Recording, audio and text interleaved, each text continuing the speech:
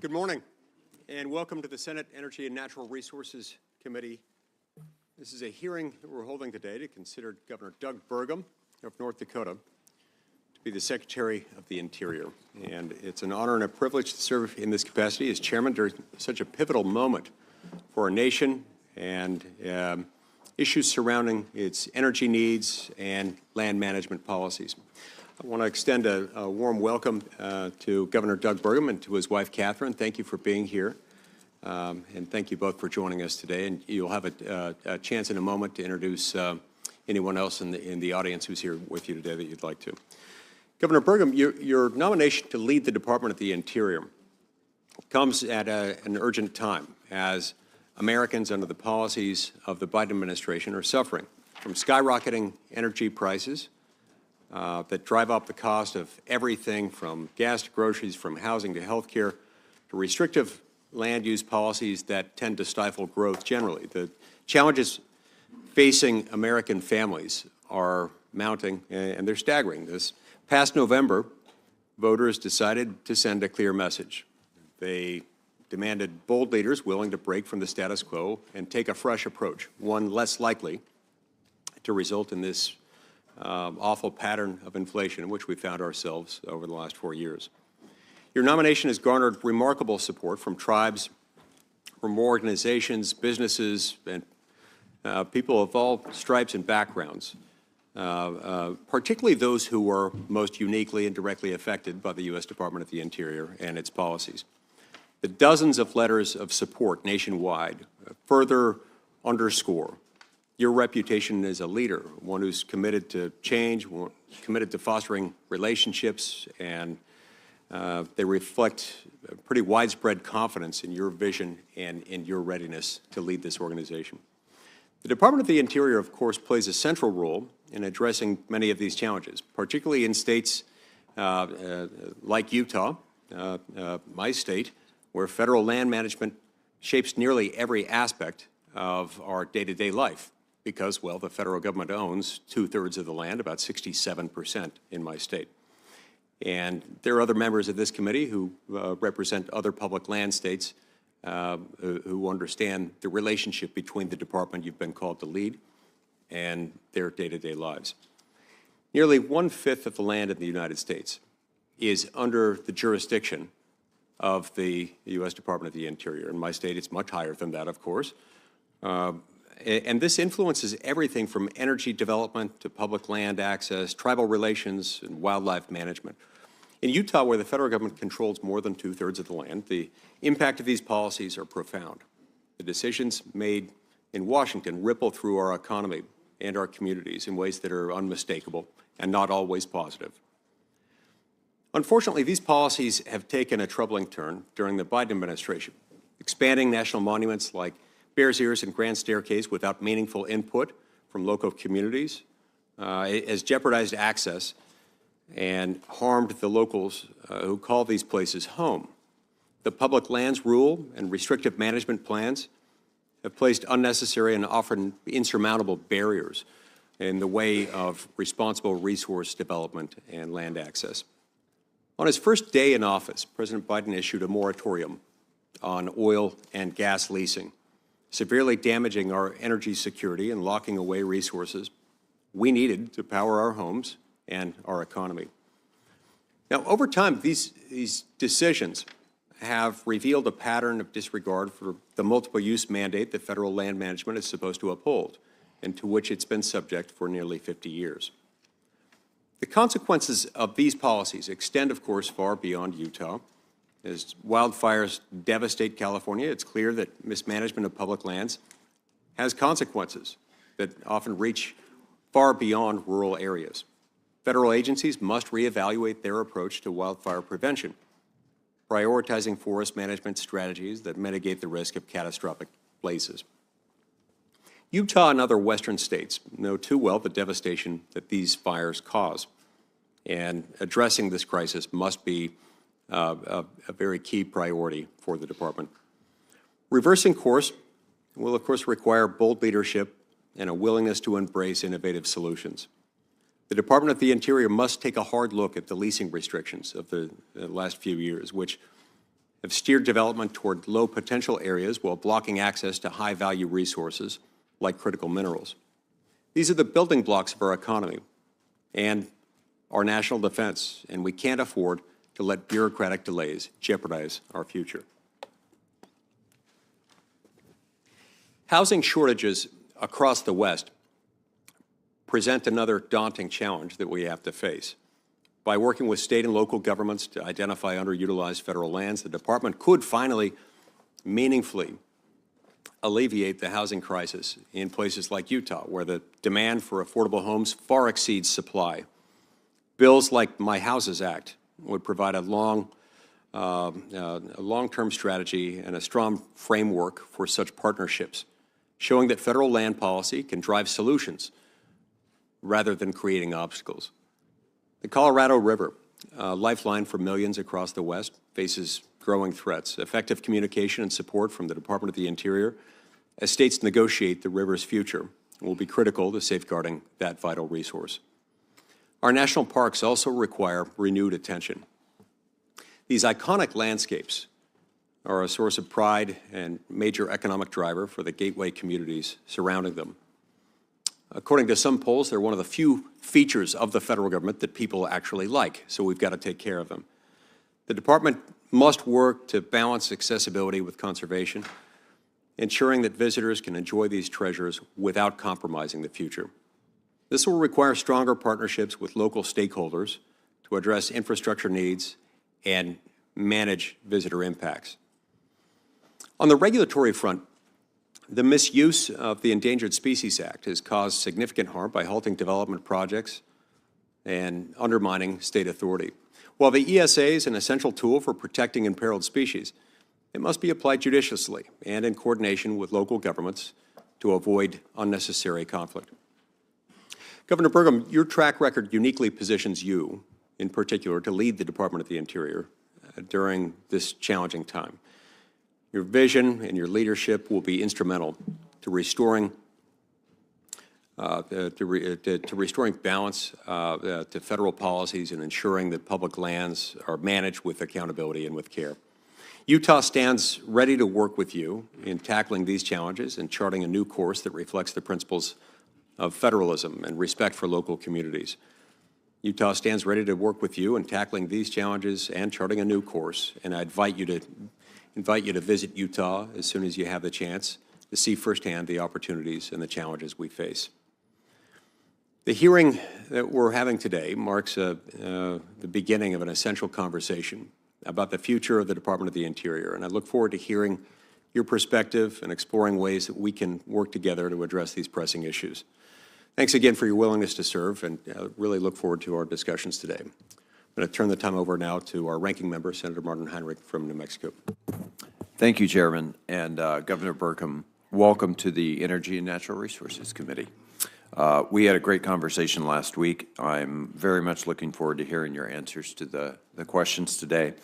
And I too want to begin by acknowledging the horrific wildfires in California over the last couple of weeks. And having spoken to many of my members on the dais, I know you're going to get some questions about that, and in particular about firefighters and how we make sure that they are supported. The Department of Interior has responsibility for an incredibly broad array of issues, from conserving the places that Americans love to spend time with their families, to protecting and recovering our most iconic wildlife species, to delivering water to cities and farms across the West, and fulfilling our nation's trust responsibilities to tribal nations. Pretty much any job that involves responsibilities that range from elementary school students and healthcare to bison is a pretty big job. Public lands are they're where we go to camp and hike and hunt and fish and spend time with our families. They're where our veterans go to seek the peace and solitude that their service to our country could not always provide. And while there are some who argue that the very existence of public lands, places like Yosemite or the Bitterroot National Forest, are unconstitutional, but most Americans know that the idea of lands that belong to everyone, no matter where they live or who their parents are or how thick or thin their wallet is one of the most democratic ideas from our nation. I hope you'll join me in keeping public lands in public hands. And the Interior Department is also the leader in meeting our nation's trust responsibility to tribal nations and upholding the treaty commitments that we as a nation made to tribes and their members. As a nation, as we discussed in my office, we routinely fall short of meeting those commitments. We can and we must do better. As the relentless pace of climate change brings bigger floods, hotter summers, higher winds, as we've seen in California, and diminished snowpack, which we are experiencing in New Mexico, it's also driving the long-term aridification of the western United States. Over the next 50 years, it's expected that New Mexico will have 25% less water than we have had historically. And we're not alone in that. The Colorado River, which provides drinking water for 40 million people, irrigates billions of dollars worth of crops, provides essential habitat for fish and wildlife, and will likely never return to those early 20th century flows that we used to be able to expect. Through the Bureau of Reclamation, the Department of the Interior must play an active role in helping the West transition to that new water reality. And as you know, the Interior Department is also an energy department. As we make the transition to a cleaner energy economy, the land and water managed by the department will play an indispensable role in producing the energy that we need, as well as facilitating the ability to move that energy around the country. From geothermal and hydrogen to solar and wind, the department's work is at the center of our energy future. Governor, I very much look forward to hearing your plans on all of these topics and more, and I think we'll have some very active questions from all of our members today. Thank you, Senator Heinrich. We're now going to hear introductions from the North Dakota delegation. First, we'll hear from Senator Hoeven, and then a moment from Senator Kramer. Thank you, Chairman Lee, and also Ranking Member Heinrich. Appreciate that, and thanks for holding this hearing today. Doug, Governor, welcome to you. And Catherine, welcome to you, and Doug, to your whole team. It's great to see you guys. Thanks for your just incredible service on behalf of North Dakota. And it really is an honor today to introduce you to our Energy and Natural Resources Committee. Senator Kramer, welcome to you as well. Good to have you here. I'm not sure where to start. I've known Doug for more than 30 years, and we've been working in various capacities for the duration, and as well as just being a very good friend. Both Doug and Catherine to myself and my wife, Mikey. So on behalf of her as well, greetings. And thanks for your willingness to serve. Of course, grew up in Arthur, North Dakota, and then went to school at NDSU State University, home of the Bison, the mighty Bison, and then I went to a lesser-known school for Stanford, I think, for an MBA, right? But after that, went to work for McKinsey Consulting.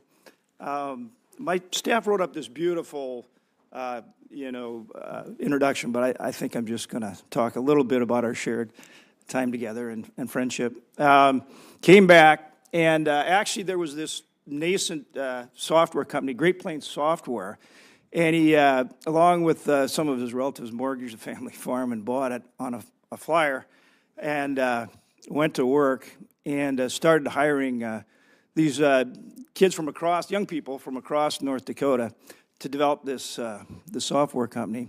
And I went to his office, I don't know, a long time ago, over 30 years ago, and he was in there, he was just putting these 8x8, I guess, floppy disks into sleeves, and then he put them into boxes, and then putting them into larger boxes, and they were shipping. And I said, Doug, what is this? What are you doing? Well, I then learned all about, if you know Doug, you know what I mean, it's true, all about PC software. And he built that company up, sold it, or went public in 1997 with it, sold it to Microsoft in 2001, and that became Microsoft Business Solutions. And so Microsoft Business Solutions today had its genesis in Great Plains Software. Doug ran Microsoft Business Solutions for a number of years, kept it there in Fargo. It was the largest location for Microsoft outside of Bellevue, Washington, and it had, I don't know, 2,000 or more North Dakotans working for him from across the state. Left that after a while, started some more companies, went into philanthropy, including some really great things for our North Dakota State University and many other things. Revitalized, in many respects, downtown Fargo with his real estate development. And in 1997, when I was governor, I gave him the Theodore Roosevelt Rough Rider Award, which is our highest award. And I can remember him looking at me at the time and going, gee, John, I hope I'm not done accomplishing things. And obviously you weren't, Doug. Ran for governor in 2016, won. Ran again in 20 and won overwhelmingly, mostly because of Catherine, we think, but won by a big majority. Did a great job as governor. Ran for president, and actually was the first of the presidential candidates when he left the race to endorse President Trump. And President Trump, right from the get-go, and Kevin will tell you the same thing, when we talked to him about Doug, he was really excited about Doug from the jump. And I'm thinking, well, the guy ran against you, really? You know, but he never had anything but great things to say about Doug and, of course, Catherine, which we all understand. He endorsed President Trump. And what Trump saw was somebody who truly understands energy. And the Trump administration has such a big energy agenda that he knew this was the guy to lead it. So it's not just about leading the Department of Interior Secretary, but leading the National Energy Council. And that's what President Trump has really seen in him. But that being said, because there's a lot of things that Interior touches. I mean, this is a guy that loves the outdoors. He's got a ranch. He loves to be outside, riding horses, you know, rounding up cattle. He loves to hunt. So he loves the outdoors. He loves the national park system. He's a historian. I mean, Angus King, he'd even challenge you for, like, trivial knowledge of history. I mean, and important knowledge of history, too. But, I mean, just any detail. Head-to-head, you two guys go in detail. It'd be fun to listen to for a while. And so he loves the outdoors. He loves the park system. And talk to folks that he's worked with in Indian country. Every single tribe in North Dakota, we have 5 reservations, and we have a lot more tribes than that, but every single tribe has endorsed him. Mr. Chairman, I ask that these letters be introduced into the record. Without objection. And more than 180 different tribes across the country have endorsed him too. That says something. That says something about a guy who's willing to sit down and talk to folks. And this is a guy that fits this job. He really does. He covers all the bases. And so I hope everybody on this committee will take time and visit with him, because I think, and understand him where he's coming from, and understand that he will take time to understand your issues and work with you, because I think you'll find this is the right man, the right fit for this job. Thank you, Mr. Chairman. Senator Cramen. Thank you, Chairman Lee and Ranking Member Heinrich, and congratulations to both of you on your leadership of this important committee. And it was great to listen to John. And by the way, let me just start out by doing what I always do best, and that is agree with John Hoeven. It's worked very well for me in my career. But what struck me right away is that as he starts talking like a governor, as I look around the room, and he brings up Angus, and I'm thinking, well, I'm in the former governor's club, for crying out loud. You're going to have a lot of great things to talk about. You know, there's so much to be said, and John has done it very, very well. So I'm just going to highlight a couple of things. And to John's point about President Trump's confidence in Doug Burgum, he called me a lot, the president did. He even called me when Doug was his opponent and said, I like that Doug Burgum guy a lot. And he said, he's just so smart, and he's so good, and he's got a big brain, and he understands everything. And I said, he does. He does. And he'll be very, very, very valuable to you in your service.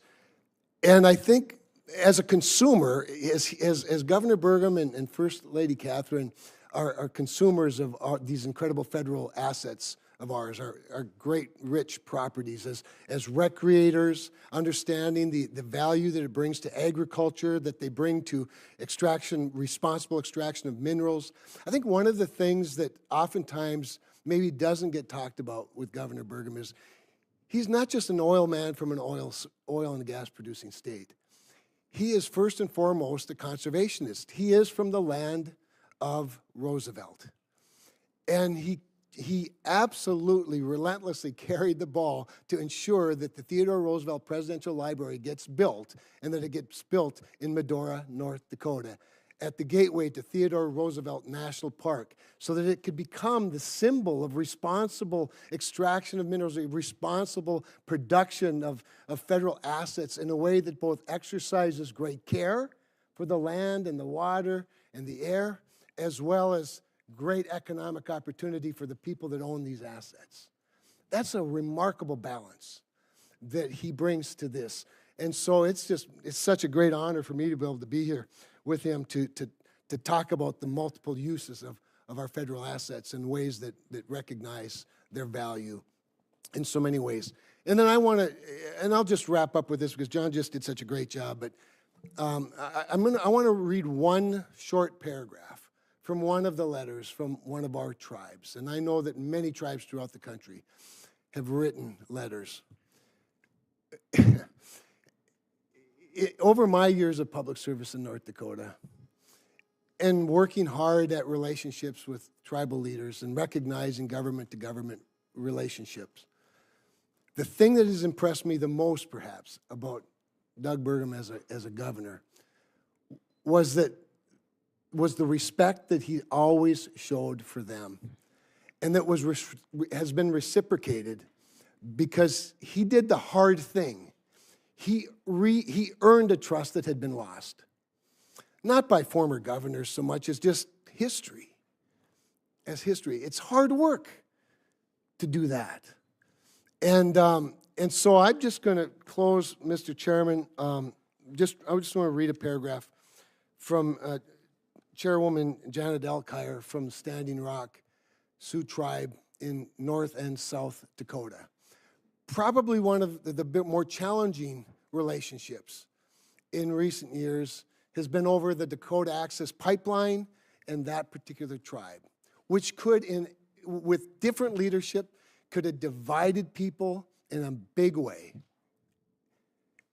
But even through all of that, he earned their support. And I'm just going to read this short paragraph, and then I'll end with that, with my thanks to you for allowing me this opportunity, and my thanks to you, Doug, for allowing me this blessing. Governor Burgum understands the Native American dynamic, which, if you're non-Native, can be difficult to maneuver. But he does it well. He understands the importance of honoring traditional values and culture, promoting family first, remembering who we are and where we came from, the struggles we endure, and community wellness. And so it's just my honor to be able to introduce him today and look forward to a successful confirmation and working together. Thank you, Mr. Chairman. Thank you, Senator Kramer, and also Senator Hoeven. Governor Burgum, the rules of the committee require that, quote, at any hearing to confirm a presidential nomination, the testimony of the nominee shall be under oath. Accordingly, if you'll please stand and raise your right hand, I'll administer the oath. Do you solemnly swear that the testimony you're about to give to the Senate Committee on Energy and Natural Resources shall be the truth, the whole truth, and nothing but the truth? I do. Thank you. Now, before I have you begin your opening statement, I'll ask 3 questions that are addressed to each nominee who comes before the committee. First, will you be available to appear before this committee and other congressional committees to represent departmental positions and respond to issues of concern to the Congress? Yes. Are you aware of any personal holdings, investments, or interests that could constitute a conflict of interest or create the appearance of such a conflict should you be confirmed and assume the office to which you've been nominated by the President? No. And are you involved or do you have any assets that are held in a blind trust? No, I do not. Okay. I'll invite you now to introduce your family before you give your opening statement. Well, good morning. Thank you, Senator Lee. Thank you, Senator Heinrich. Grateful to have the opportunity. Thank you for your leadership on this committee. And I do want to begin with gratitude, as I always do, with a special thank you to my friends, Senator Hoeven, Senator Kramer, not just for their kind words this morning, but their incredible service to the country and to North Dakota over their lifetimes. And Senator Lee, as you acknowledged, I'm deeply grateful for the support of all of my friends, my family, especially our 3 kids, and my amazing and courageous former First Lady and my wife, Catherine Burgum, who's joining me here today. It's certainly an honor to have been nominated by President Trump to serve as the 55th Secretary of the Interior. As Senator Hoeven said, I grew up in Arthur, North Dakota. This is a tiny town of about 400 people. We didn't even have paved streets when I grew up. It was all gravel. And it was 400 if you counted everybody that was also staying in the Good Samaritan home. That's how we got to 400. My father was a World War II Navy officer who served in the Pacific. My dad died when I was a freshman in high school, and my mom went back to work in higher education. I was blessed to learn from them about service, about leadership, about sacrifice, and certainly from both of them about a love of the outdoors. Growing up, I worked in our family's grain elevator. Every job I had all the way through junior high through the end of college was one that required showering at the end of the day, not the beginning of the day. And I even worked my way through undergrad at North Dakota State as a chimney sweep, which I loved that job because it was one that you could move up fast and always stay in the black. I thought it was the perfect career. After grad school, as John mentioned, I had an opportunity to go directly from undergrad to Stanford for an MBA. And then later I was working in Chicago. I saw my first Apple II computer. And that was the moment, literally, where I said, I need to get into the software business. And I'd inherited 160 acres of farm ground from my dad, and I literally bet the farm on that tiny software startup called Great Plains. With a dream and hardworking team members, we grew to a global public company with over 2,000 team members serving 140,000 businesses in over 100 countries around the world. I spent my entire professional career in the private sector until I was elected governor in 2016.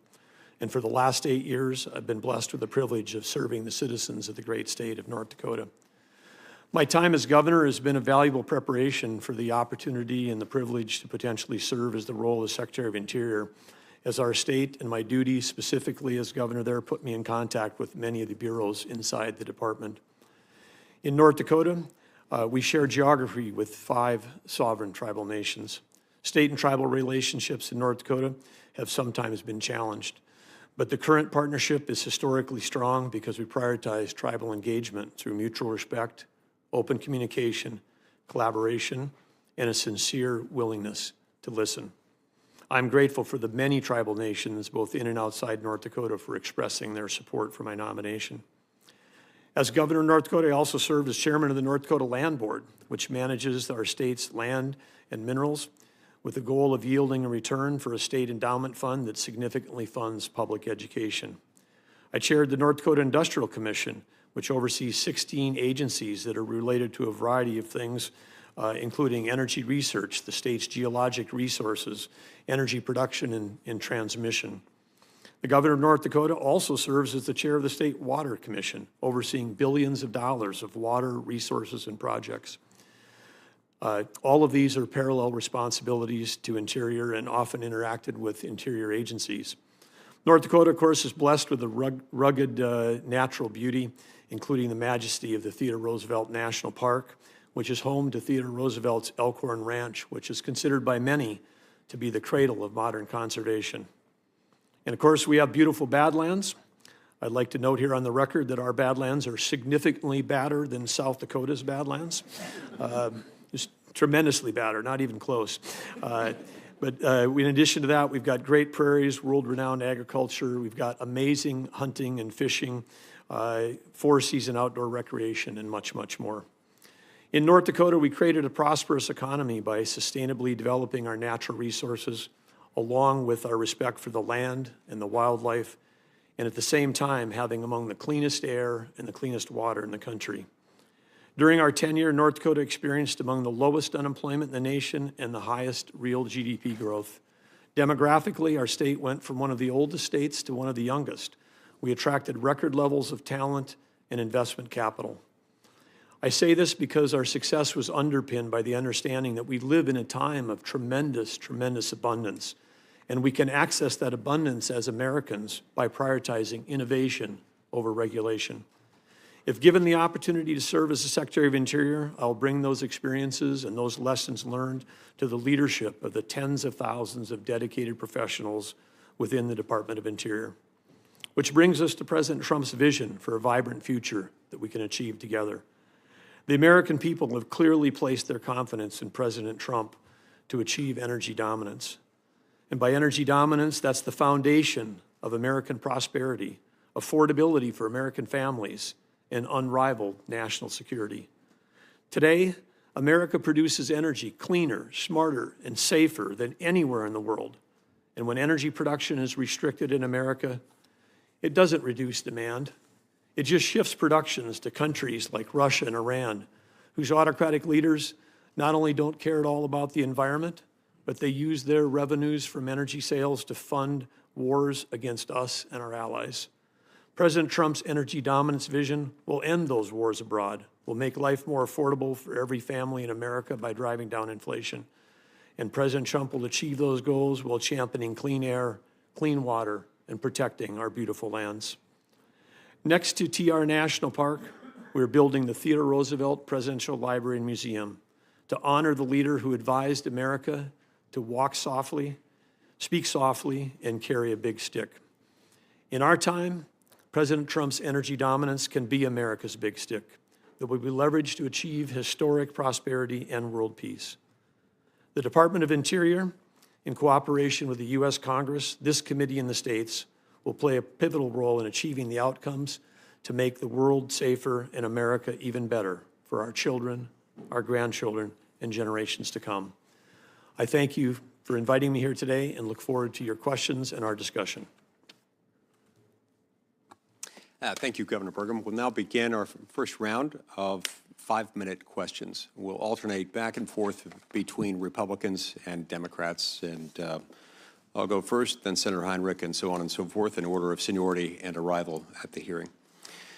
I want to start by talking briefly about the Antiquities Act. This is a law passed over a century ago by Congress.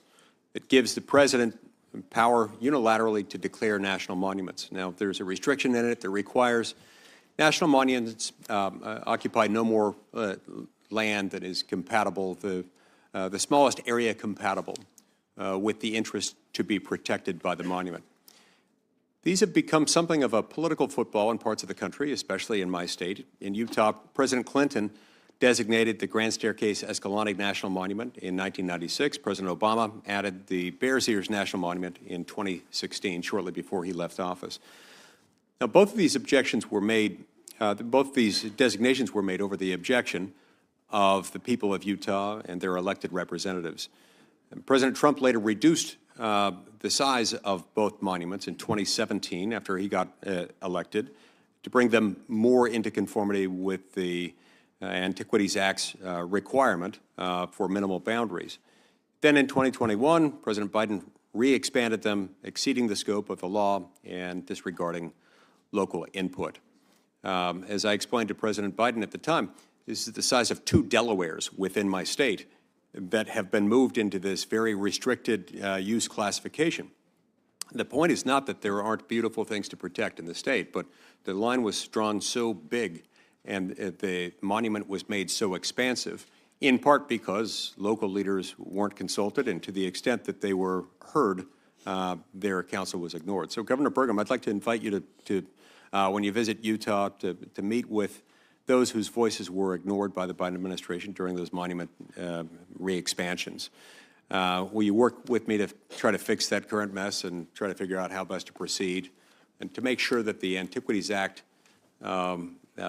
designated monuments don't exceed the restriction within the statute itself? Well, thank you, Senator Lee, for that important question. The 1905 Antiquities Act, of course, was signed into law by President Roosevelt himself, and it was, as you stated multiple times, it states very clearly that it's the smallest possible area to protect those objects to be protected, and its original intention was really to protect, as it says, antiquities, areas like, I would say, Indiana Jones-type archaeological protections. These are essential that we protect these areas as a country, and that's what the law was intended. But I would look forward to working with you, and particularly in the area of local consultation, because when the federal government overreaches into a state like yours that's already has over 60% of its land in public lands and restricts that use, it's got tremendous impact on tribes, on the local communities and all those around. And I just think it's important that we strike the right balance. I look forward to working with you on this issue. Thank you. I appreciate that. Housing is another area that I'd like to address briefly. There's a particularly acute housing shortage in the West, where the presence of federal land, not just the presence, but the predominance of federal land available for housing frequently results in shortages. It just makes a lot of things difficult. And it's not as though we have one part of the state that is all federal and another part of the state that is all non-federal. It's all intermingled. And as a result, it impacts all kinds of things. Now, many of our communities in states like Utah and Nevada, among others, find ourselves feeling sort of like we're islands, floating islands within a sea of federal land. And that just constrains growth and makes our constraints on our housing supply that much more dire. I would love to work with you on a bill that I've introduced, that I've worked on for several years, called the Houses Act. And in addition to looking for and developing other creative ways to address the housing affordability crisis in the West, in your view, how can the Department of the Interior help address the housing crisis in areas like, as is the case in my state, where the presence of federal land often inhibits community needs?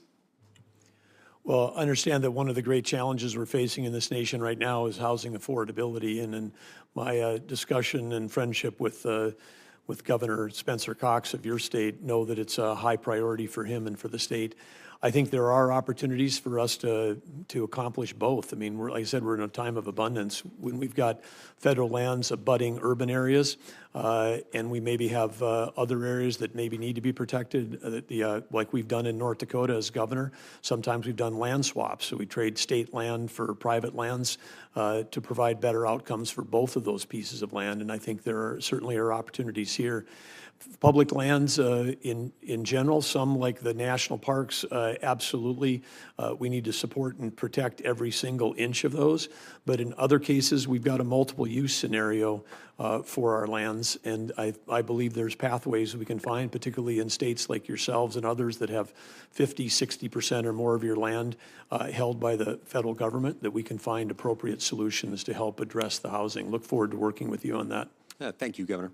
I see my time's expired. We'll turn the time over to Senator Heinrich.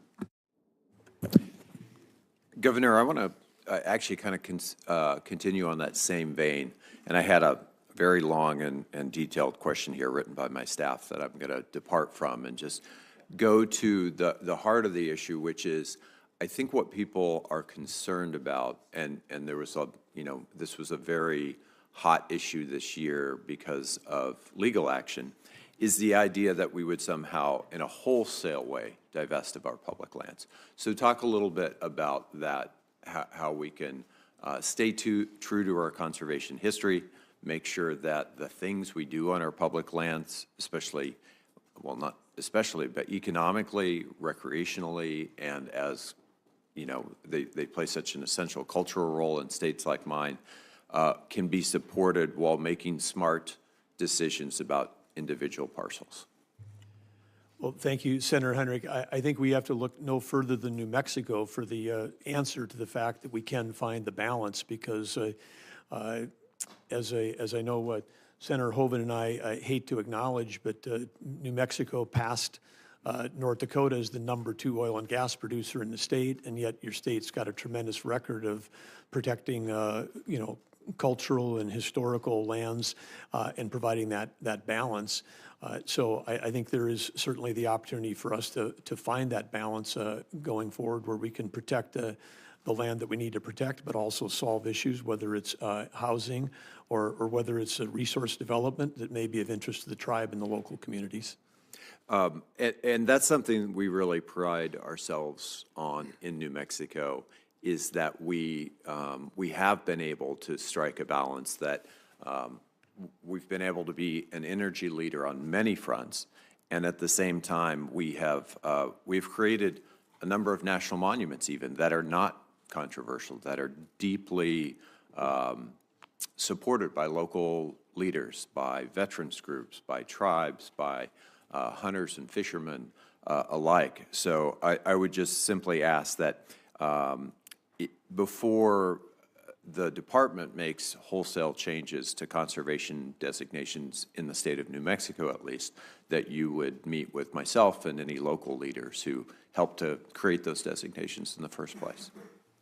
Yeah, I think that, yes, absolutely would look forward to those discussions with you and those. And I think, again, as you've described, the key to this is the local consultation.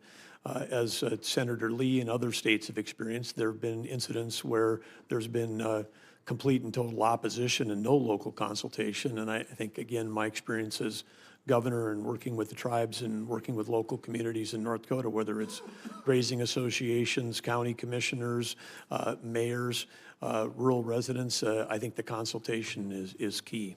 And part of that consultation is also those tribes that have both current and historic connections to those places as well, right? Absolutely. Right.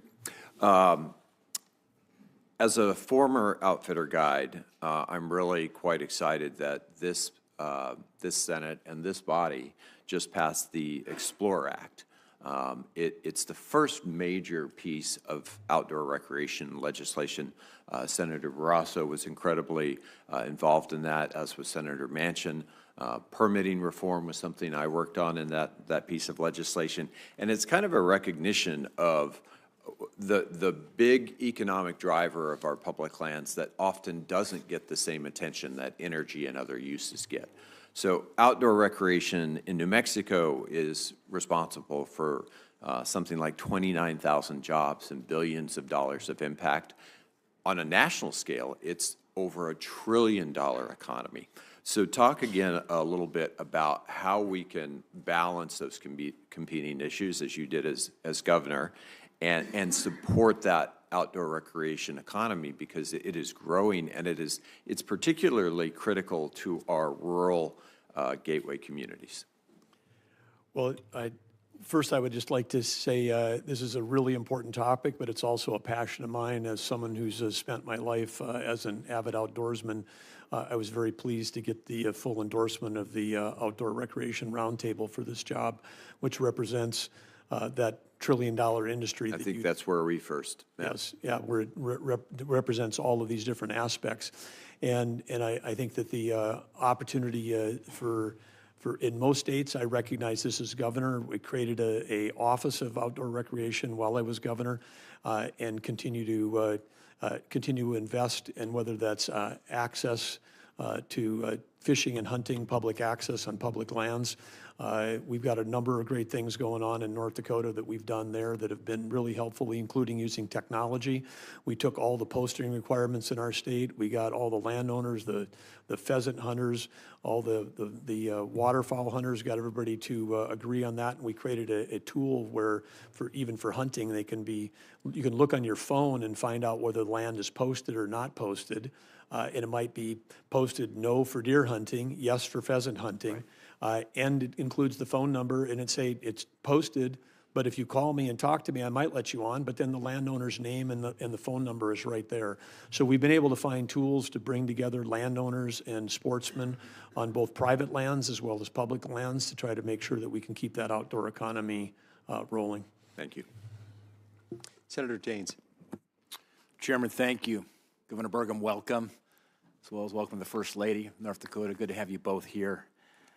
If confirmed, you will be 8th in line of succession to President of the United States, Governor, and that goes in line with when these departments became part of the United States government. Interior goes back to 1849, and the oldest agency within Interior is the Bureau of Indian Affairs, is BIA.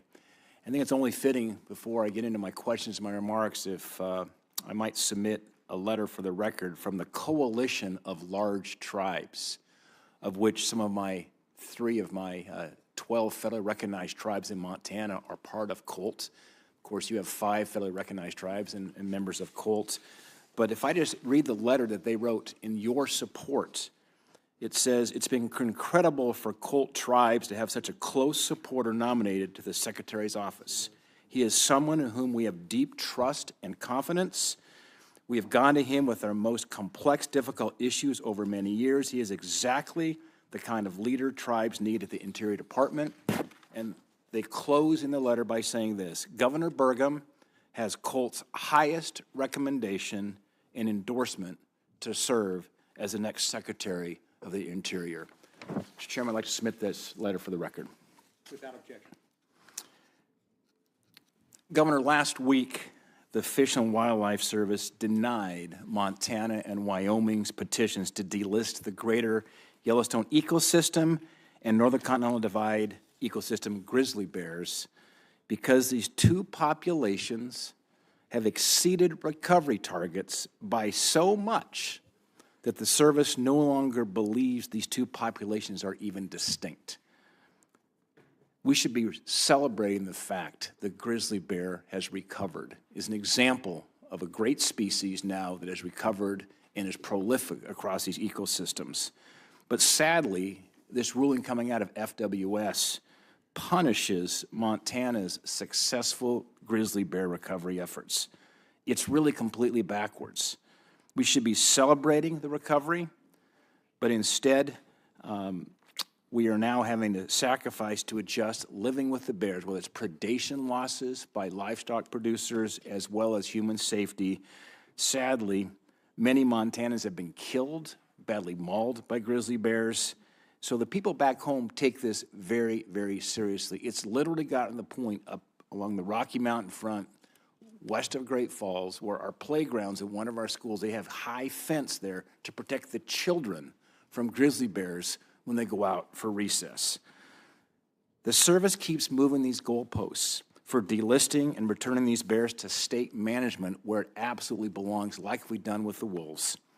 The service set recovery numbers at 500 and 800 respectively for the greater Yellowstone ecosystem and the Northern Continental Divide ecosystem.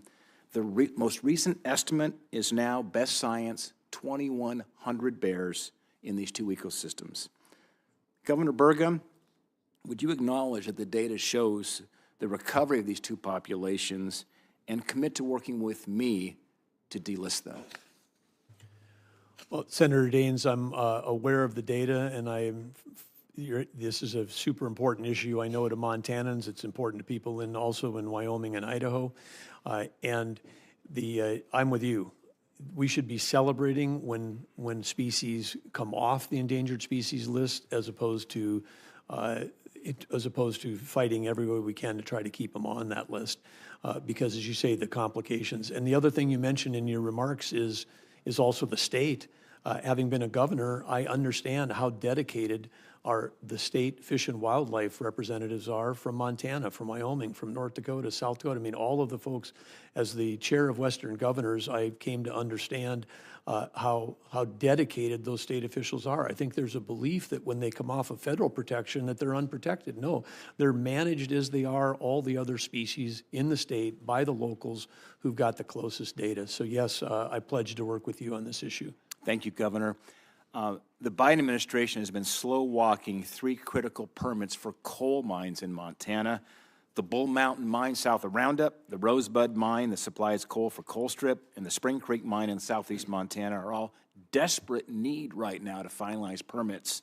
The Bull Mountains mine has already had to lay off hardworking Montanans because the Biden's Office of Surface Mining has refused to finish the needed reviews.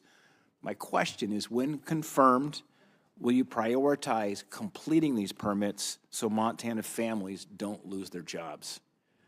Senator Daines, this is part of a larger crisis our nation is facing around electricity. We have a shortage of electricity, and especially we have a shortage of baseload.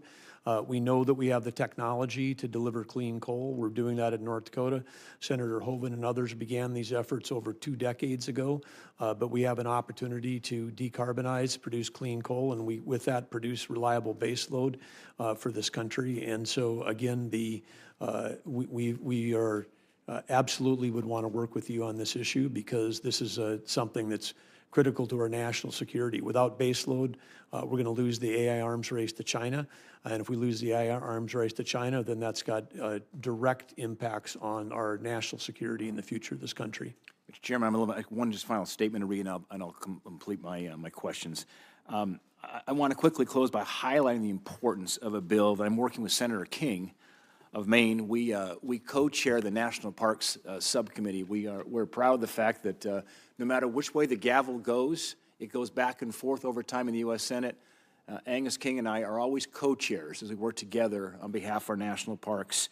I'm working with him to reauthorize the National Parks and Public Land Legacy Restoration Fund. This is critical to address the deferred maintenance challenge we face with our great public lands. President Trump signed the greatest conservation win in 50 years when he signed the Great America Outdoors Act, and I thank Vice Chairman Heinrich for helping so much and getting that across the finish line. He signed that in 2020. I hope I can count on your support for reauthorizing this program. You can, absolutely. We have the Great American Outdoors Act by President Trump was a great step forward, but I know from my own personal experience, Governor of North Dakota, and working with the Theodore Roosevelt National Park, that the amount of deferred maintenance that we have is probably even greater today across the park system than it was when that bill was passed. And so we have to continue to invest in our national parks. Great. Thank you, Governor. Senator Hirono. Thank you, Mr. Chairman. Welcome. As part of my responsibilities to ensure the fitness of nominees before any of the committees on which I sit, I asked the following 2 initial questions. First is, since you became a legal adult, have you ever made unwanted requests for sexual favors or committed any verbal or physical harassment or assault of a sexual nature? No, Senator, I have not. Have you ever faced discipline or entered into a settlement related to this kind of conduct? I have not. We received your testimony late yesterday, and you noted that, and quote, President Trump's energy dominance vision will end wars abroad, end quote. And President Trump has directed you to expand oil and gas drilling on a massive scale, which will lead to increased burning of fossil fuels. Now, the scientific consensus is that burning fossil fuels is a primary human cause of climate change. In 2017, then Secretary of Defense James Mattis, appointed by then President Trump, told the Senate Armed Services Committee that, quote, climate change is impacting stability in areas of the world where our troops are operating, end quote. In 2014, Secretary of Defense Chuck Hagel said that climate change is a critical national security threat and a threat multiplier. Now, these are 2 secretaries of defense. They know something about war. Were you aware that they testified before the Senate Armed Services Committee on a number of times that burning more fossil fuel is actually going to not result in the end of wars, but could very well exacerbate and cause wars? Were you aware of this testimony? Senator, no, I'm not aware of that specific testimony, but I do know that, that within fossil fuels, the concern has been about emissions, and within emissions, we have the technology to do things like carbon capture to eliminate harmful emissions. No, the fact of the matter is that you have military leaders who acknowledge that climate change is a major issue. And for you to take the position that, that you're going to engage in active actions that will result in the burning of more fossil fuel, it's troubling. As Secretary of the Interior, it is your duty to see that the department carries out its mission to protect and manage our national our nation's natural resources and cultural heritage. If you are ordered by the president to act in a manner that is counter to the department's mission or to the Constitution, such as drilling in Bear Ears National Monument, will you do as the president asks? Because he wants to drill in that monument. Well, Senator, of course, as part of my sworn duty, I'll follow the law and follow the Constitution, and so you can count on that. And I have not heard of any anything about President Trump wanting to do anything Well, he other certainly wants to. than advancing energy production for the benefit of the American people. We all in a know legal that way. the president wants to drill, baby, drill. And in your testimony, you say that he has a energy dominance vision. So I would ask you that, should you be confirmed that you will have these kinds of matters that you'll have to decide, are you going to drill in a monument? Are you going to protect our natural resources? Or are you going to drill, baby, drill? So I raise that as a concern with you going forward. Compacts of free association. Last year, Congress renewed our compacts of free association, and that comes within the purview of Interior. It involves Palau, Micronesia, and the Marshall Islands. I would like to get your commitment to implement the new compacts of free association in accordance with the bipartisan law that was enacted last year. Well, Senator, these Pacific Islands, in addition to the three that you mentioned that are part of the compact, but also the others that are under the insular areas of Interior, are all critically important to national security for the United States of America. All of them have important military implications. All of these are places where U.S. sailors fought and died during World War II.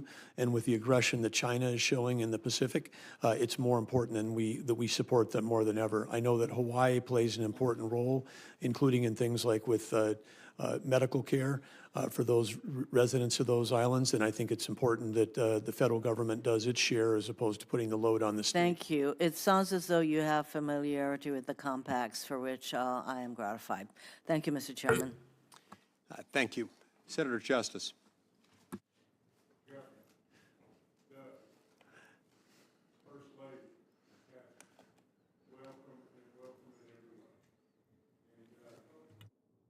I've got, my questions are going to be short and sweet, but I can tell you just this, that I think we share in the fact that energy is the key.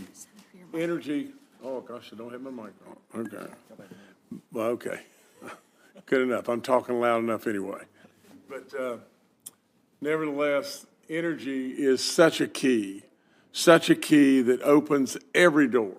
In my opinion, every single door. And the world is starving for us, America, to lead the way. And I believe we share that thought.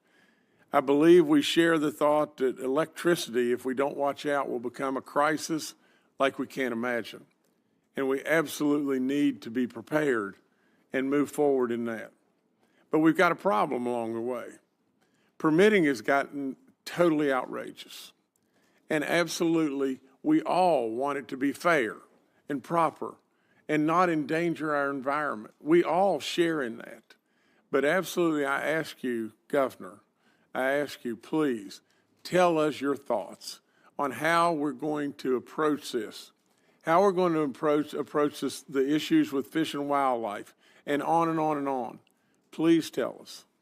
Well, I should say, Governor, now Senator, so great that you're here in the Senate, and what a fantastic job you did as governor, and it was a pleasure serving alongside of you as another energy state.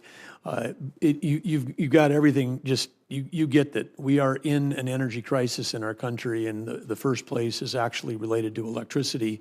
Electricity is at the brink. Our grid is at a point where it could go completely unstable. We could be just months away from having skyrocketing prices for Americans. And of course, as we talked about in the AI arms race, we need electricity for manufacturing, and AI is manufacturing intelligence. And if we don't manufacture more intelligence than our adversaries, it affects every job, every company, and every industry. You understand this, and we've got to get to work. The permitting right now in some of the queues in FERC for electricity, it's 7 years or longer.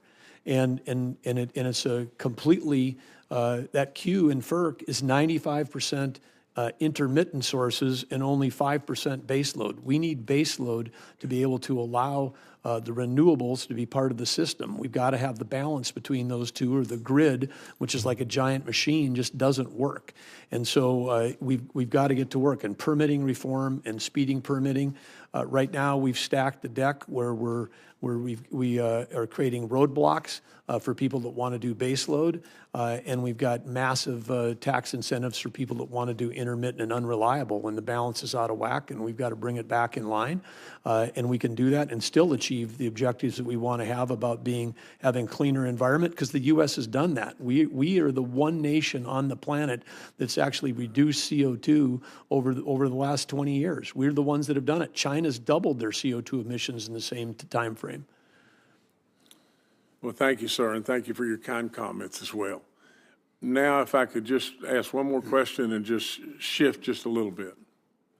We all know the outdoors touches our soul, and I'm an outdoorsman like crazy.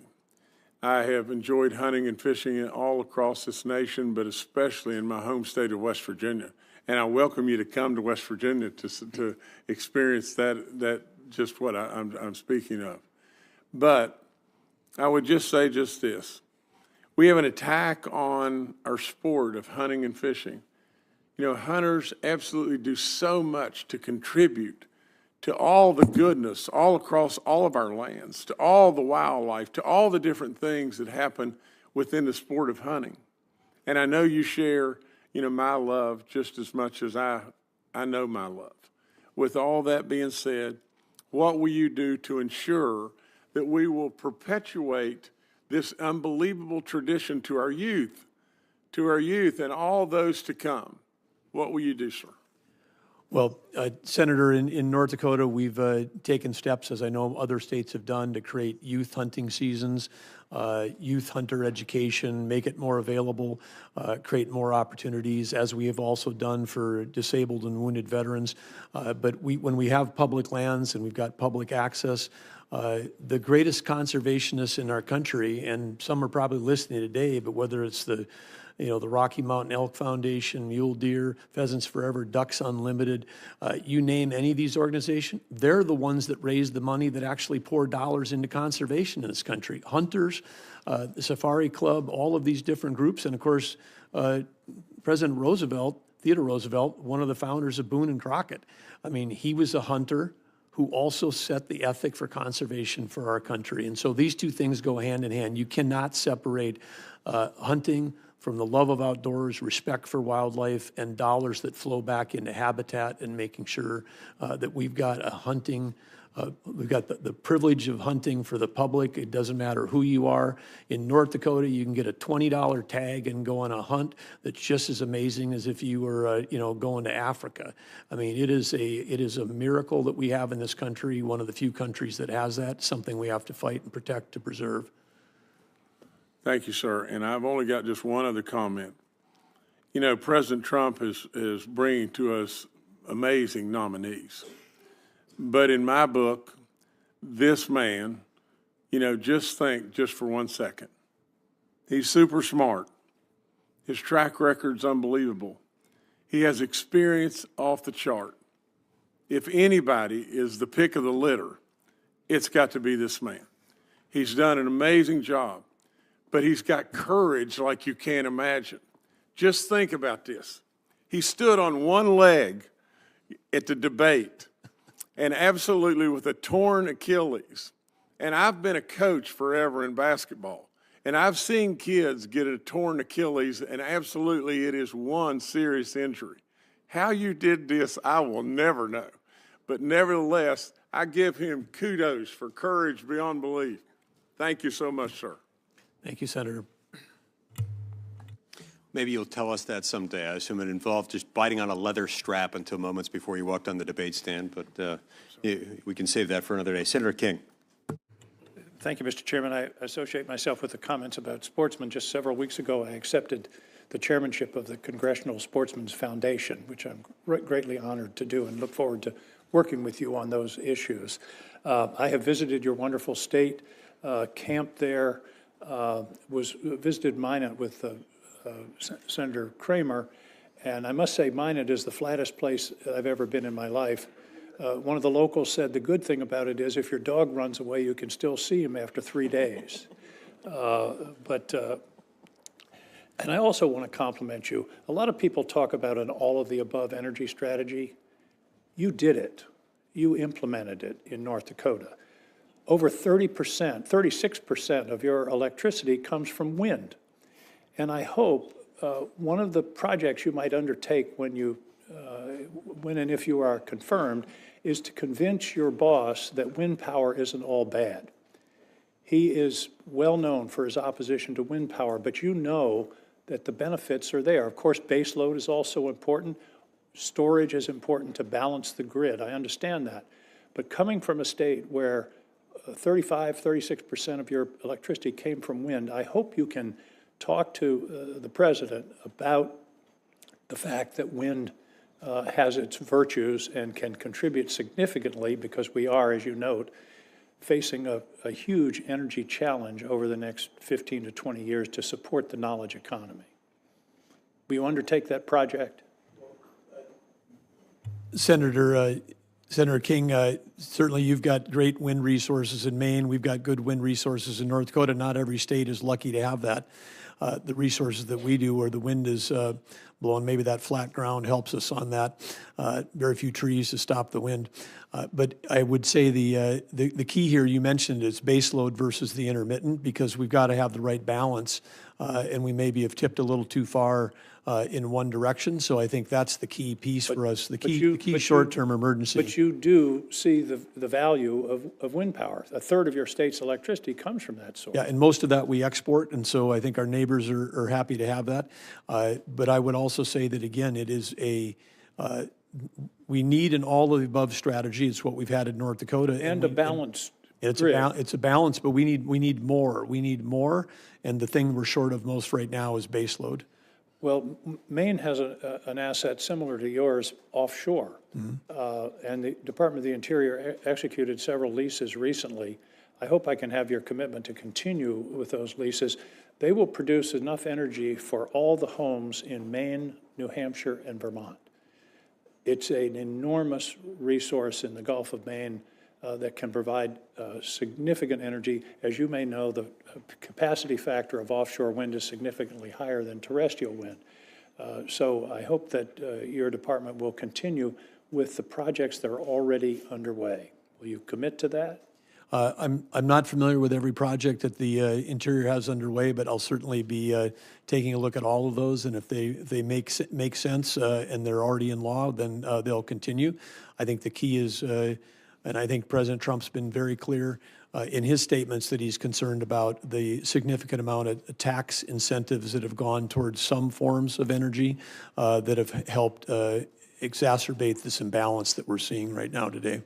You talked briefly to your some of the other questions about permitting reform, and I was involved in the discussions with Senator Barrasso, Senator Manchin, and others about the permitting bill that unfortunately we couldn't get across the goal line at the end of the last Congress.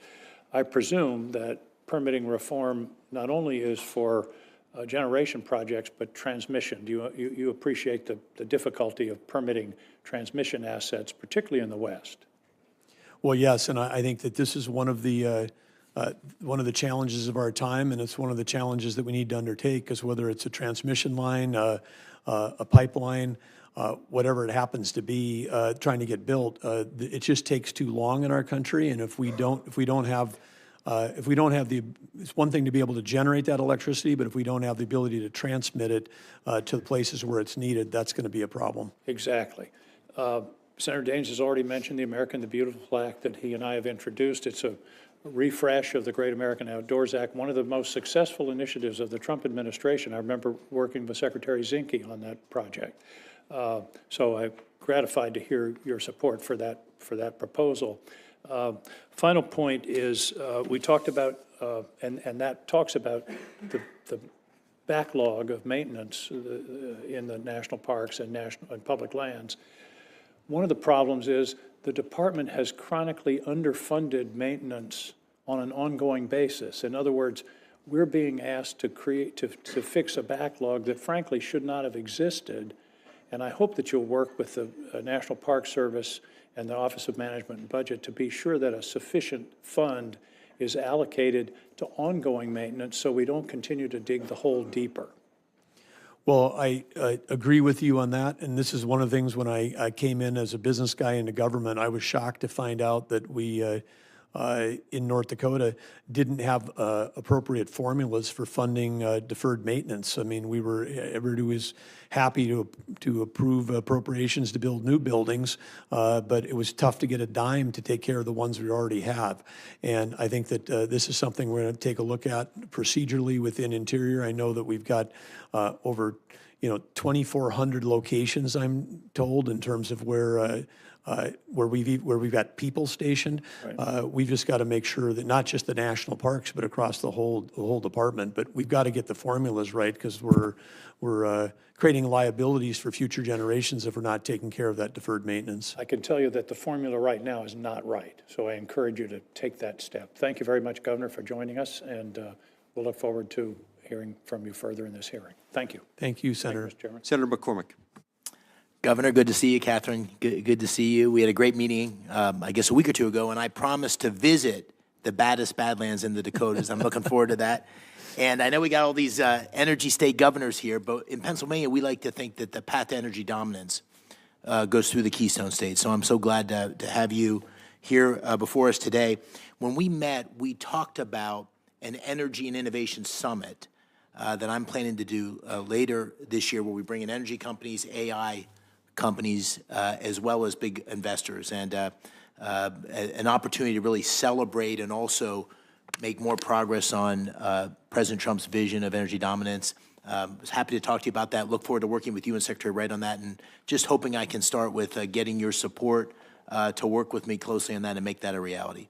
Well, I think it's a great idea, Senator, and I think it is absolutely true. The Keystone State is the key, and there's such a resource there. I mean, wow, so few Americans understand that Pennsylvania is now producing 20% of our nation's natural gas. And of course, the fact that that innovators and in the private sector invested, the whole shale revolution that got created in this country has been a miracle. I mean, we went from being one of the largest importers of energy to one of the largest exporters. And at the time, in Russia, they ran a campaign with all of the psyops they have. We can't be naive. They pounded Europe for 10 years of getting everybody in Europe and Germany to shut down all their base load so they could buy natural gas from Russia. Then they invade Russia invades Ukraine, the price goes up, Russia makes bank like they've never made before, and they're funding a war against us. Germany then rushes to try to reopen their baseload power plants. They're doing all that. If America hadn't come to the rescue with LNG exports from our country to Western Europe, this thing could have escalated even beyond the tragedy that we see today in Ukraine. So couldn't agree more, and that really relates to my second question, which is Pennsylvania is, as you mentioned, the second largest natural gas producer, and yet America's allies, even states across our great country, can't get access to LNG. So we need to really expand LNG exports, and it'd be a huge win and create a lot of great jobs for Americans, a lot of great jobs for Pennsylvania. So as chair of the National Energy Council, how will you work with the administration to increase natural gas production and new export terminals, get new export terminals online in places like Pennsylvania as quickly as possible? Well, of course, I learned in the private sector, in public companies, you want to make forward-looking statements, and the Energy Council is yet to be created, hopefully by an EO, early in this administration. But one thing I would say that's not a forward-looking statement, it's just a fact, and talked about it with Senator King, but, we've got 80% of the homes in Maine are still heating their homes with heating oil. It's 41% in New Hampshire. and we can't get a pipeline with clean U.S. natural gas into New England to states like, Massachusetts, New Hampshire, and Maine.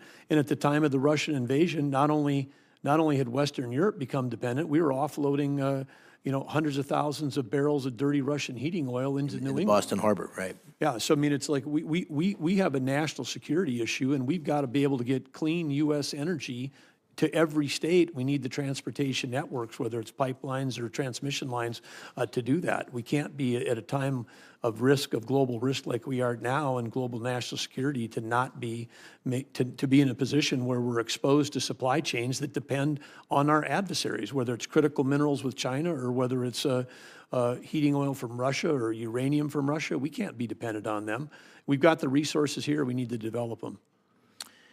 Like many energy-producing states, Pennsylvania has thousands of orphaned wells that need to be plugged. Many states have programs to plug these wells that have worked pretty well over many years. I'm concerned that the federal funding that's available for that's being held up for a number of these projects because of red tape. And so, as Secretary, will you streamline these requirements so states like mine can quickly access the much-needed funding to plug these wells? Well, this is I don't want to say a passion project because I'm passionate about a lot of things, but the federal legislation which was put in place during after the pandemic was modeled after something we created in North Dakota, and I want to thank Senator Hoeven, Senator Kramer for their work on doing that. Pennsylvania, of course, you guys have been producing and drilling oil wells since the 1880s. North Dakota's first one wasn't until 1951, so ours were all easier to track of. We've got ours down now in North Dakota to under 200.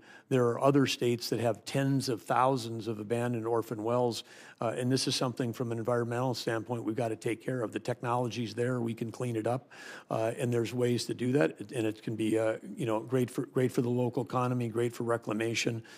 There's a way to do it. So I've got a lot of knowledge in this area, and you can count on my support to make sure that we've got a Look forward to working with you on take that. care of this. I mean, part of it, the U.S. can be energy dominant, but we have to maintain the path which we're on. We do it cleaner, safer, and smarter than anybody else in the world, and we have to maintain that.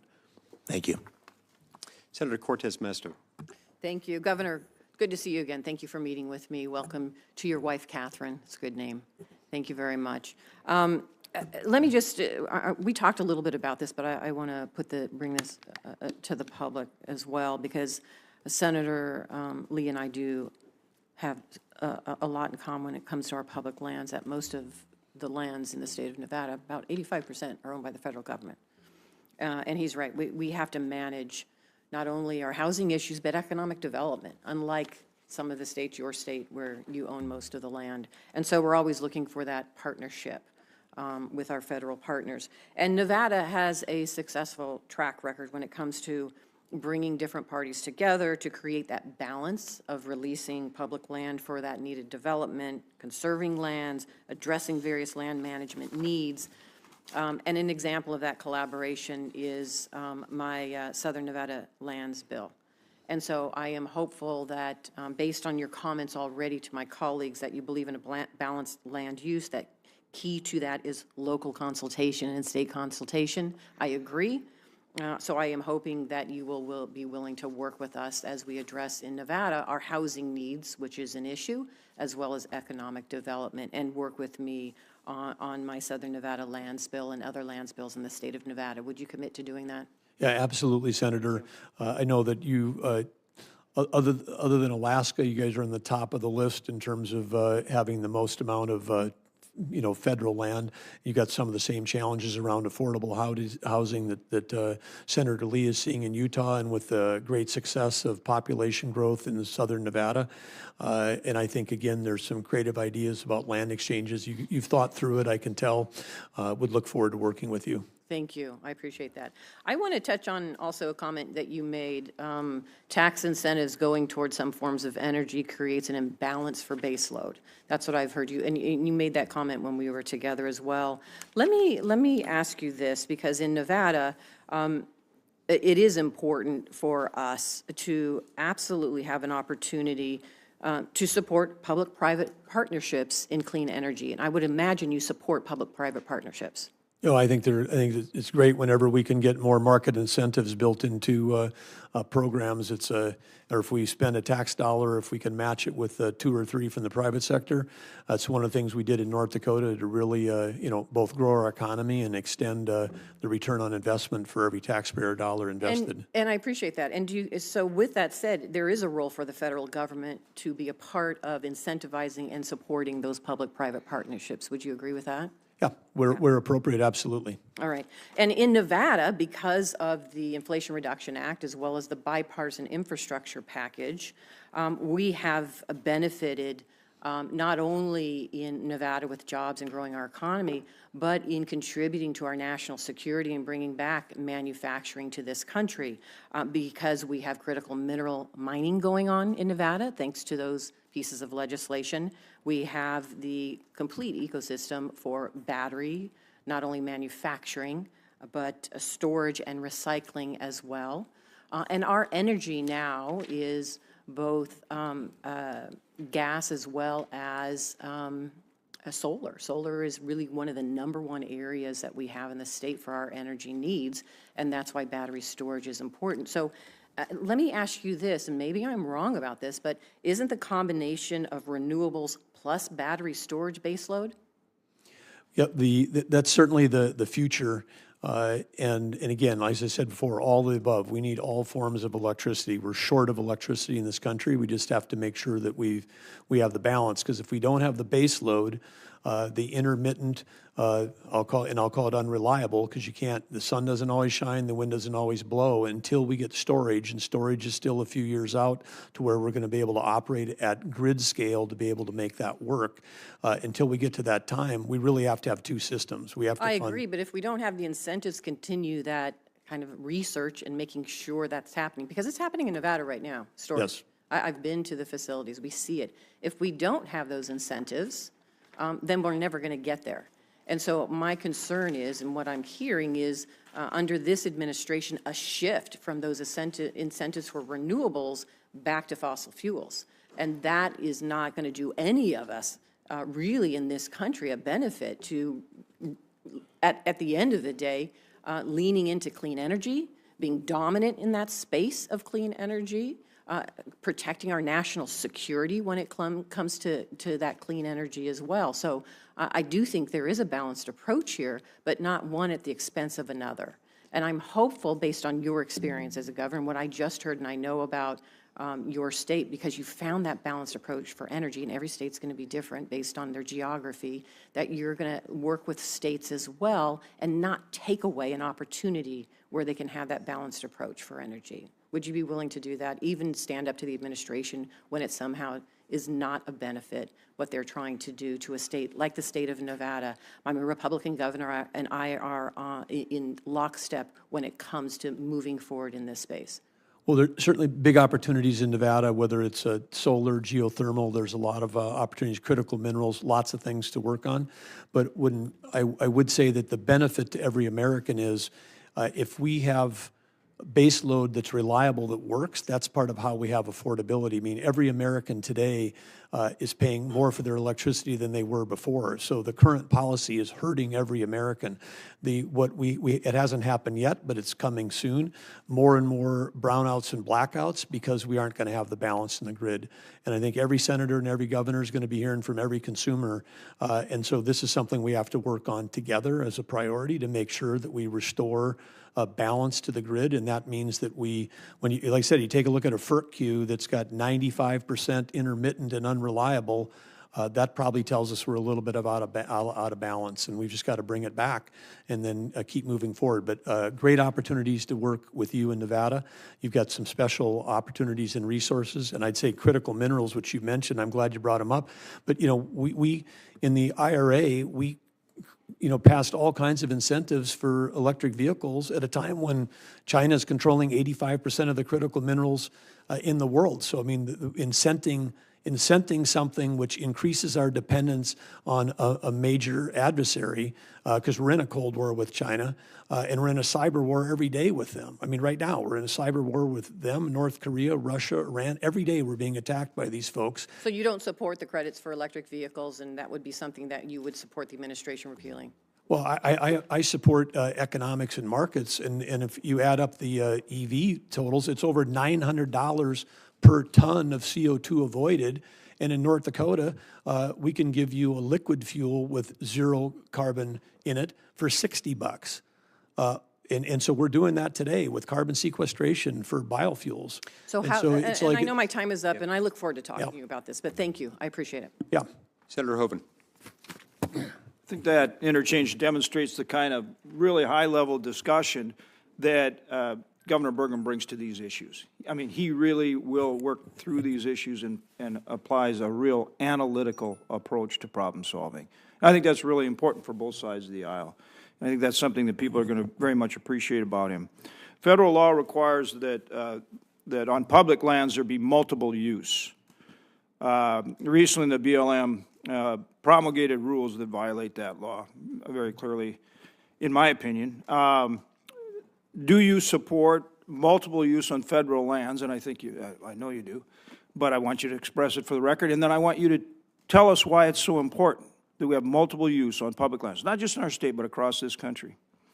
Well, thank you, Senator Hoeven. The answer is obviously yes, but this is the public lands, and particularly when we talk about aspects of BLM, this is essential to local economies, and whether that's grazing rights that were part of this, whether it's recreation opportunities and access, whether it's timber, or whether it's oil and gas and mineral production that supports local economies and supports our country.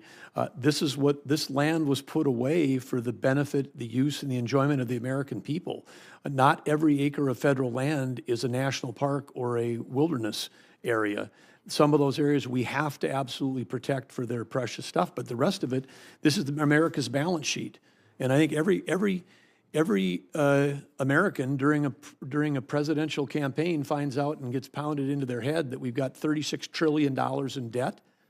We got all this debt. We all this debt. Oh, Americans, you owe part of this national debt, $36 trillion. This is on you.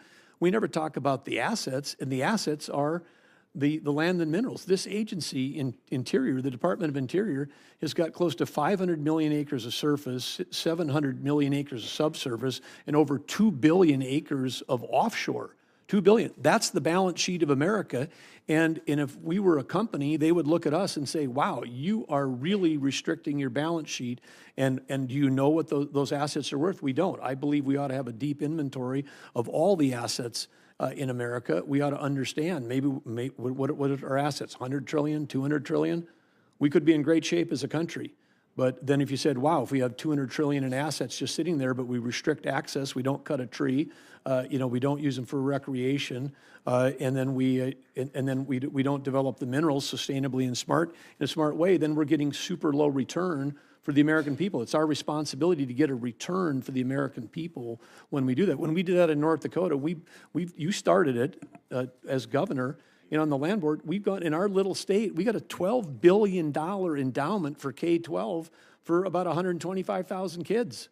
I mean, we got an endowment bigger than most universities in the country for our K-12 system because we learned how to utilize this stuff. And guess what? We still have among the cleanest air, cleanest water, greatest recreation in the nation. This is the time of abundance. We can do all of it. Yeah, and so it really is about working with people in all these different uses. And that's true with working with in Indian country on the reservations as well, right? Empowering the local tribe, to decide, make those decisions about how they use the land and all the beneficial ways that they can, right? Yes, well, in our state, MHA Nation, the Mandan, Hidatsa, Rikra, the 3 affiliated tribes, one of the great energy tribes in our country. These guys are, I say, the hardest job in America. It's not being a governor or a senator. The hardest job in America is a tribal chairman, because you get a whole nother layer of federal bureaucracy on top of you. And they show up at MHA and they say, hey, you guys are doing too much flaring. And then they say, well, we wouldn't be if you'd give us a permit to actually do a gas gathering line. So the same government that tells them they can't produce, that they're flaring too much, won't give them the permit to do the thing that we can do in the rest of the state. So they get constrained.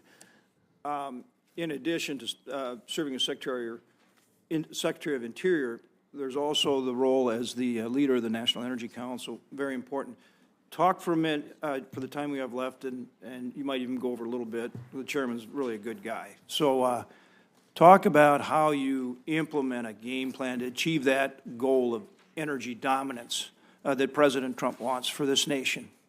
Well, again, I think I don't want to get caught in making forward-looking statements because the council will be formed by an EO, but I think that the intention, as you can read in President Trump's public statements, he's very simple. He wants to cut red tape. He wants to have more affordable energy for us. He wants to sell energy to our friends and allies so they don't have to buy it from our adversaries. That's how we reduce tensions in the world.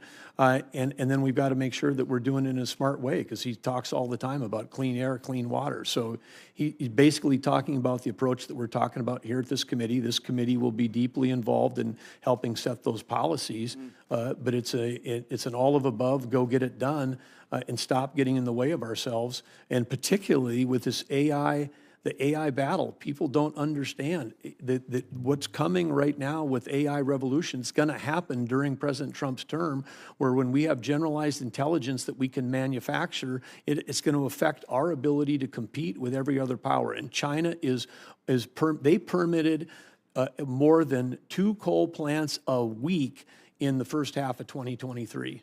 And they're already the world's largest emitter. So we're competing against someone who's going to create more electricity, produce more AI, and this could be how we lose the Cold War with them if we don't get it done. We have to do it here, and we're a country that believes in reclamation. We believe in following labor laws. China, child labor, no reclamation, no care about the environment. They're a tough competitor right now in terms of their ability to produce electricity. So we've got to get going, and we've got to cut red tape, and we've got to realize that if you shut down U.S. energy production here, it doesn't help the global environment. That's a false trade-off. It doesn't help because somebody else produces it someplace else, less cleaner than we do. Thank you. Thank you. Senator Cantwell. Thank you, Mr. Chairman. Governor Burgum, congratulations on your nomination. And I hope to run through a couple of questions here, so help me out in your brevity if possible. I know the ranking member anyway, and maybe even the chairman brought up our beautiful outdoor economy, which we've heard from your senator that apparently you're a big outdoorsman yourself. But not only have you become steward of over 20% of the land in the United States, but some of the most beautiful, iconic places in America, and these are an economic juggernaut. They are in my state, if you think about Mount Rainier or Olympic National Park or the Hanford Reach or many other places. The outdoor rec economy generates $1.2 trillion in economic output every year, $1.2 trillion, and accounts for 5 million jobs, and I believe continues to grow at an incredible clip that when you think about economic development in some of our more rural communities, it doesn't take a lot to add a little bit of infrastructure, and then next thing you know, you're off to the races as to making a tourism and an economic impact to these economies. I think in North Dakota, it was your 3rd largest industry, generating $1 billion and 14,000 jobs, and you actually created an office of outdoor recreation. Good for you. Good for you. So I think you get it. But now when we talk about this oil, first I want to make sure on the public lands, will you support more input in outdoor recreation economies and gateway communities? And will you fully utilize the LWCF and support the conservation legacies bills that we've passed? Well, of course, first of all, in your comments on outdoor recreation, I agree completely on the importance of this. And it's not only good for the economy, it's also good for the health of Americans. I mean, I think one thing that we understand is that we just need more people to get off their devices, get outdoors, get engaged, understand the importance of our land, our wildlife, our soil health, all that aspects of it. And again, we are facing a mental health and addiction crisis in our country, and part of the answer is for many people is that getting that connection back to the outdoors. So support that completely, and would look forward to working with you on your other issues as well. Great. So you support the LWCF that we've passed in continuing to support those funds? Some of those acronyms I'm less familiar with, so I'd look forward to learning more about them. But okay. Well, we'll get you a question for the record because it's vitally important. We believe we think we broke through finally, and the reason why I'm asking this is because the lead up to the next question. Okay. You're for this very aggressive oil and lease strategy, I think, or maybe you're going to take this helm over, with a group of people and say, we need to do more on the oil and gas. Part of our efforts have been to show that these federal lands are very important in an outdoor economy. And so how many areas that we've already leased for oil and gas that aren't being used, why don't we start there? Why don't we just start with those, the leases that are already there? Why don't we start with that? Well, I think I would use the term that I was for aggressive. I've never stated that. I'm for following the law. In the current administration in North Dakota, for the first time since Harry Truman, the quarterly lease sales were not held as required by law. It didn't happen for 2 years. We ended up having to sue the federal government just to follow the law. So I think the starting place is for us to go back to follow the law on these. And then again, we always want to prioritize those areas that have the most resource opportunity for America with the least impact on lands that are important. And I think that's pretty simple formula to be able to figure that out, given the scale of the amount of public lands we have. We can do a lot more without touching or even being visible to any of the people that are concerned about land use. So you would prioritize the existing leases? I'm not sure if I understand the... Juxtaposed to, this conversation, which we've had many times in this committee, let's expand more leases that, that we don't have right now. I'm sure the chairman would we could get into a very long discussion here about Bears Ears, particularly I wasn't for expanding oil and gas leasing into Bears Ears. It's a beautiful protected area. I personally think that the outdoor economy is a juggernaut. I don't want offshore drilling off the coast of Washington. Why? I got a marine sanctuary. Why in God's name? I have a Cascadia fault line. I mean, I could have devastation to an economy that's paying dividends. Why would I want to do that? So I'm just saying, one of the things that would be helpful to hear from you is that you believe in prioritizing on federal land the leases that are already there, as opposed to now going and saying, okay, let's get a big map and open up all federal land to new leasing. Because your point about efficiency, the most efficient thing is go after what you already have.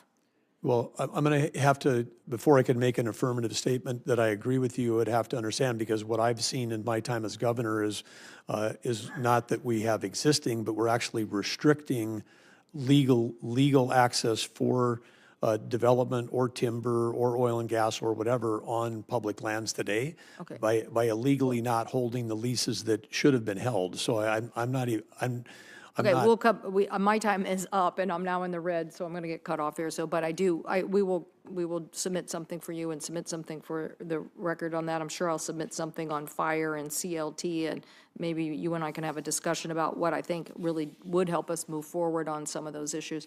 But I also, just for the record, on tribal sovereignty, you believe in tribal sovereignty, you believe in tribal consultation, which doesn't mean you just pick up the phone and have one conversation. Tribal consultation means you actually, when the federal government says, hey, so much money needs to go to tribes, that you actually figure out the plan for that to happen. Well, tribal consultation to me as governor of North Dakota has meant actually spending time and going to the tribes, listening, sometimes listening for hours to really understand what the issues are, and then in getting to people ahead of time, and then working on things that are important. We achieved MOUs on law enforcement. I mean, some of the scarcest and most devastating law enforcement in this country right now is the lack of BIA agents on federal land. I mean, some of the tribal reservations have become harbors for criminal organizations because they know that we don't have enough resource there, and then our local county sheriffs, the state police, in many cases didn't have jurisdiction. That's just one. Healthcare is another. I mean, yep. Thank you. I'm sorry, the chairman's going to cut me off. But thank you so much for that answer. I appreciate it. That is the kind of stewardship we need with our partnership between us and Indian country. Thank you. Thank you. We're going to go to Senator Murkowski now. I do want to interject here. There is no significant oil in the Bears Ears. There is no plan to drill for oil in the Bears Ears. I'm not aware of any significant oil reserves. Look, there are cattle that graze in that area. There are recreation purposes. There are some other things that go on there. I don't know who came up with this idea that somebody's getting ready to drill in the Bears Ears National Monument. It's paranoid fantasy. That's not a thing. The dispute here is about the process by which it was designated. unilateral presidential action taken without consultation, and to the extent there was any input, it was negative input by the local affected people in a way that affects their access to recreation, their ability to continue to graze their cattle as they have, and other reasons. So let's just keep those facts straight. Senator Murkowski. Happy news to hear that you don't want to drill there. Well, Thank you. yeah, I mean, there's no oil there, so. Senator Murkowski. Well, we got oil. We got oil. And Yes, Governor, you do. It's good to see you, and it's good to have these robust conversations. As you and I discussed, part of our challenge in Alaska is not lack of resource, whether it is oil or gas, coal, whether it's our renewables with everything from, yes, wind, the geothermal, even solar, yes, tidal power. We've got it all. But our big challenge, as you know, is access. And it's been noted that there's several states that the Department of Interior has probably a disproportionate impact. It doesn't do my heart any good to oftentimes refer to the Secretary of Interior as Alaska's landlord, but we pretty much have to go to Interior to ask for permission to do anything.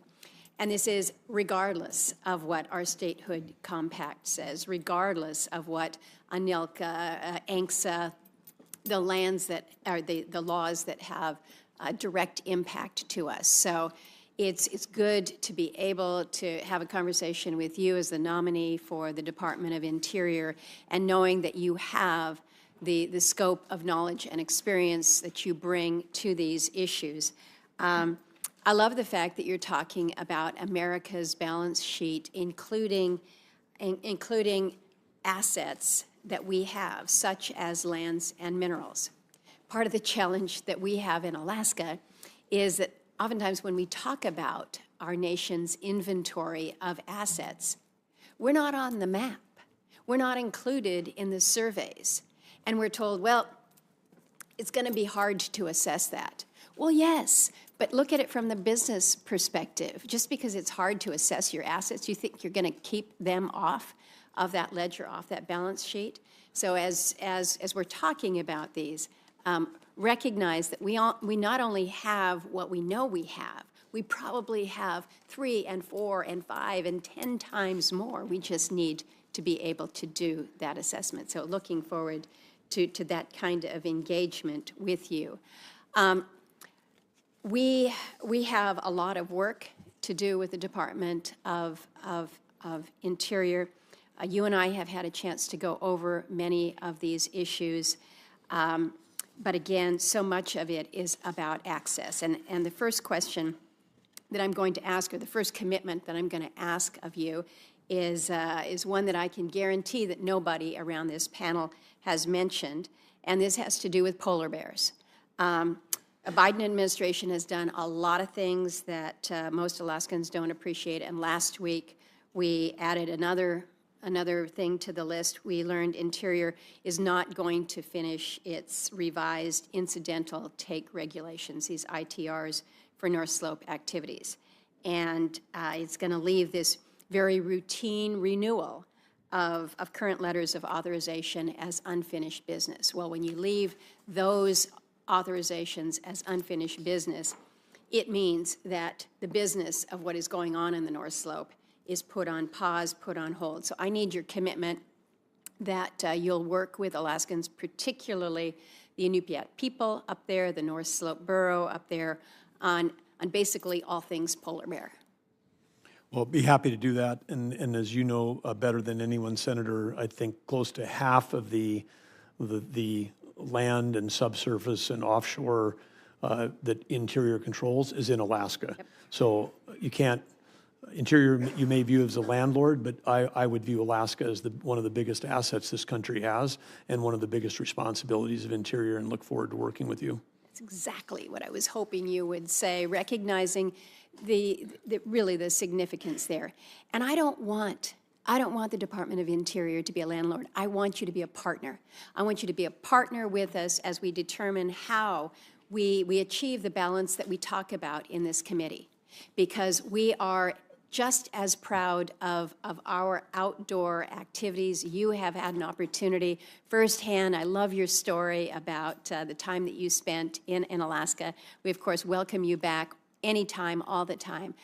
But we've been able to access our resources, whether it's timber or whether it's oil, and still provide for a place that most would say, this is where I want to go before I die, type of a location. So I think we're doing something right there. I need to alert you as well as my colleagues. When we talk about abundance, we have it in Alaska. But when you can't access it, we're now in a situation in my state where in the south central portion, where we're pretty much 75, 80% of the people actually are living in this region, where the energy, the natural gas that we have been relying on out of Cook Inlet is dwindling in its supply. We are talking, as we speak, about building an import terminal to import liquefied natural gas from Canada to keep the lights on and to keep homes warm in Alaska, where we have unquantifiable reserves of natural gas. We just need to figure out how we're going to be able to commercialize this. So we need the help to unleash the opportunities that we have to not only allow Alaska to have that energy independence that we so rightfully should have, but also to be able to help not only our country, but our friends and allies. And we've had plenty of time to talk about it. My time has expired. I'm hoping we're going to have another round, because I don't want to submit questions to the record for you. I want the opportunity to just be able to put it out on the record now. So good to be able to welcome you here. You didn't have to answer any of that, but I just need you to come back to Alaska soon. Okay. Senator Look forward to Hickenlooper. I'm going to yield to the senior senator from California because he's got a thing on the floor he's got to do. Senator Padilla. Thank you, Mr. Chair. Governor, good to see you again. Appreciate the time in my office a few weeks back, and greetings to your wife, Catherine. We can't do the jobs that we do without the support and love of our spouses. My time is limited. I'm not sure if we have a second round. There's a number of issues that I'm going to try to get to. If I don't, I'll be submitting questions for the records. Issues like tribal sovereignty that's come up before, and your thoughts on our trust and treaty obligations as a country. Public lands, we've had some recent progress and exciting announcements in California that we'd like to continue to build on and not go backwards on. Try to get to some water system, but let me begin with some of the more urgent questions and issues in California, Los Angeles specifically. We've all seen the devastation of recent fires in Southern California. As we speak here today, more than 40,000 acres burned, 12,000 structures plus destroyed, more than 24 people who have perished. That number is probably going to grow. It's clear it's been one of the most destructive natural disasters in Los Angeles history. As governor, you had an experience, not at this scale, but in 2024, you requested a major disaster declaration to assist in the recovery from the historic wildfires that ravaged across northwest North Dakota. And President Biden, as I understand, approved it quickly and without conditions. Is that correct? Yes. So do you believe federal disaster aid should come with or without conditions? Well, I think it's each situation would vary. But first of all, let me just say that I want to extend, on behalf of Catherine and I, our empathy and sympathy to anybody that's lost their home, lost their lives, lost a loved one. We've got friends that have lived in the area that have lost their homes, homes they raised their kids in for 30 years, every piece of memorabilia and memory that they had gone, only getting out with a shirt on their back and talking to those individuals directly. And as it happens, our daughter was in L.A. For an event. The event was canceled. Catherine had flown out there, so both of them also had to evacuate as the fires were encroaching in that part of the city. So our family part of our family saw it firsthand. And again, it's just urban wildfire is something that we, as a country, we need to think. And I say each situation is different because where you talked about in North Dakota was largely rural, largely grasslands. And I'll very, get to that very because we've different. experienced both. But please extend my offer to support, assist in any way, any of my constituents that are friends or relatives of your family. For the record, there's never been strings attached to disaster relief. And I certainly hope this is not the first case. So I would ask, as this plays out in Congress over the next several months, if you're fortunate enough to be confirmed as Interior Secretary, you wouldn't be the one deciding on whether or not to grant disaster declarations, but the department is significant, particularly when it comes to wildfire response. Would you commit to responding to every disaster with as much support and resources possible, regardless of which state or jurisdiction the disaster is in?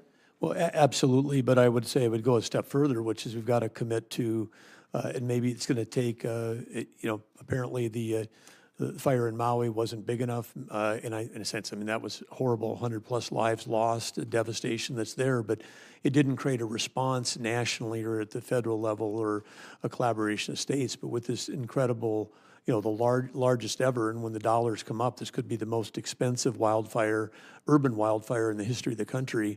It's probably a time for all of us together to say, what could we be doing differently? And I'm excited that Tim Sheehy is a new senator. He's the first that I know of who's actually worked as a professional firefighter on wildfire. I know that he and others are willing to work across the aisle to come up with solutions. And Senator Sheehan and I are already working on some proposals on a bipartisan basis to improve the federal government's ability to help in situations like these. And if I could, Senator, I would say we also have to look. It goes back to actually the grid, because if you a wildfire, whether it's in North Dakota or California, you need three things. You need oxygen, you need fuel load, and you need a spark. And in both cases, in North Dakota and in whatever, when you have high winds, those sparks can come from above ground power lines coming in contact with vegetation. And so we have to think about the grid. I love that you have that lines. appreciation and knowledge, and unfortunately the experience, because red flag conditions is something new to people across the country, but nothing new for those of us in the very dry West. My time is running quickly. I want to get at least one other issue in on the record. Last session, I began another bipartisan effort with Senator Daines to permanently protect the pay increases for federal firefighters that Congress had previously approved. Side note, there's currently about 1,000 brave federal firefighters that are part of the tremendous response. It's not just locals, it's not just state firefighters, but through mutual aid, a number of jurisdictions there, including federal firefighters. If confirmed, are you committed to supporting wildland firefighters? Because the recruitment and retention challenges, a number of reasons, but compensation has certainly been one of them. Well, it's a dangerous and very hard job, but it's an essential job. And I know, again, from my own recent experience, this was just October, first week of October, we lost 2 lives in North Dakota as part of these raging wildfires that were tearing across the prairie. I had a chance immediately after that to meet with local volunteers and local firefighter units and our small state fire team, our National Guard that was out, and including just a lot of citizens that jumped in, as they did in California, to try to save their own homes. I think we all have got a greater appreciation for that role. I think we need to have a better, more sophisticated response than we have right now, because again, this is a thing we need to recognize, that there's rural firefighting, and then there's urban. And I think the LA example shows us that there's things that we have to do differently going forward. Thank you. And just in closing, a number of issues that will follow up with questions for the record, unless we do get a second round. But a note, not a question, and a nod to Senator Hickenlooper, who allowed me to jump the line here. We're going to need your engagement on Colorado River.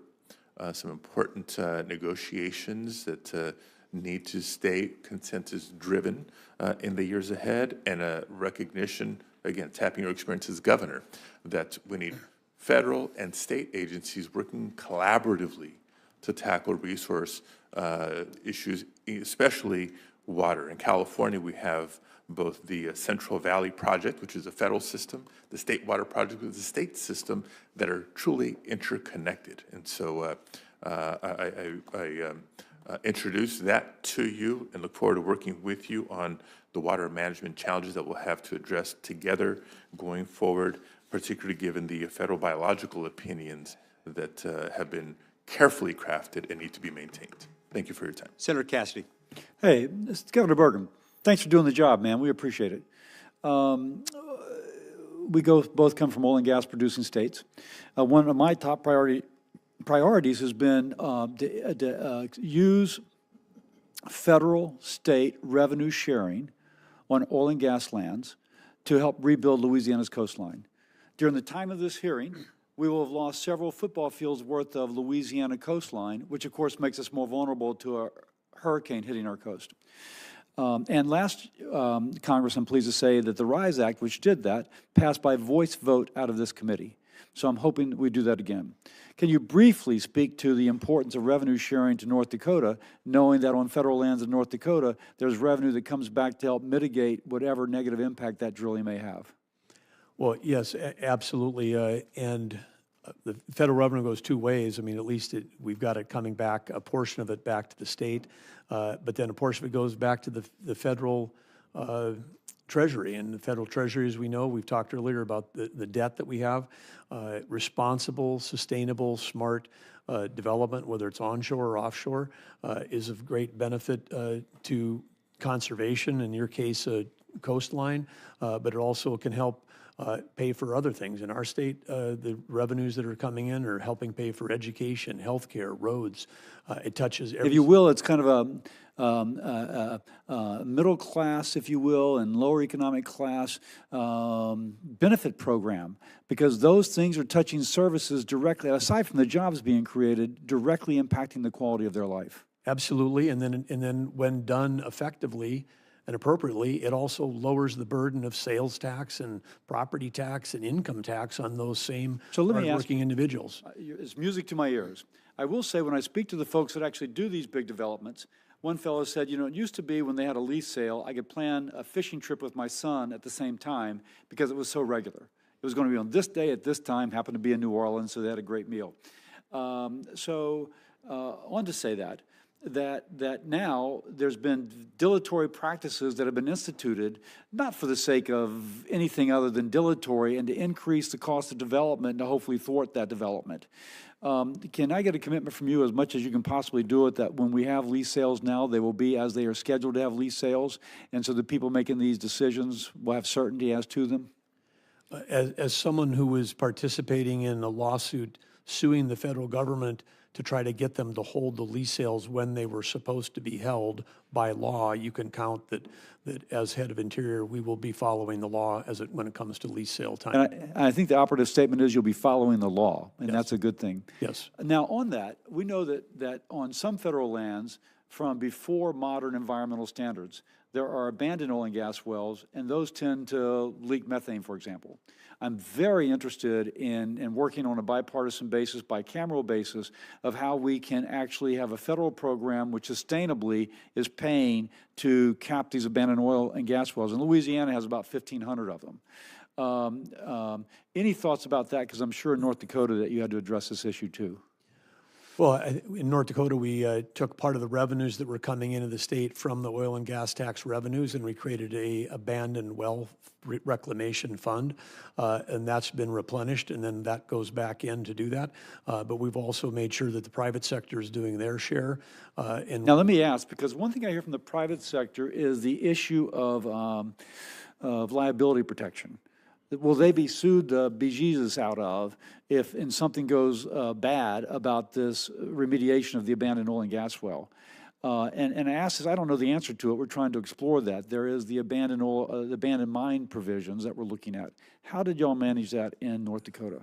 Well, we always were looking for incentives to make sure that the private sector was willing to participate as opposed to afraid to participate. And you're describing this thing where if the if you get unlimited liability, then they want to run the other way and lawyer up and do that, as opposed to, hey, if you got the appropriate bond levels that are economic, they pay those up front. We exhaust those. If they've got other payments that they need to do, we've just been able to work collaboratively in a way to make sure that the private sector is doing their share when we're doing this. And part of that, their shares, because we're taking if they weren't investing in creating the well, putting in the people, doing the development, taking the risk on the front end, we wouldn't have the revenue to split up on the back end. So we're going to look at what y'all did in North Dakota as we draft our legislation. One more thing, knowing that you'll be in charge of this, as I gather, this kind of how do we do energy sort of thing.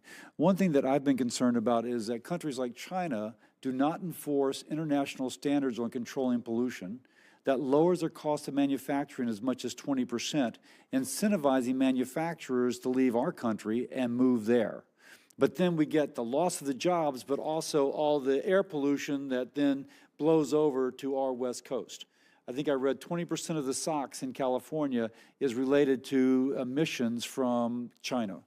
Now, one thing I've been proposing, Senator Graham is my co-sponsor, is a foreign pollution fee that would put a fee on certain products from a country like China roughly equal to their avoided cost of not complying with environmental regulations. As the president speaks about tariffs, this would be a tariff that would be thoroughly defensible as we address something the economists call externalities. I slept in a Holiday Inn last night. I know that word.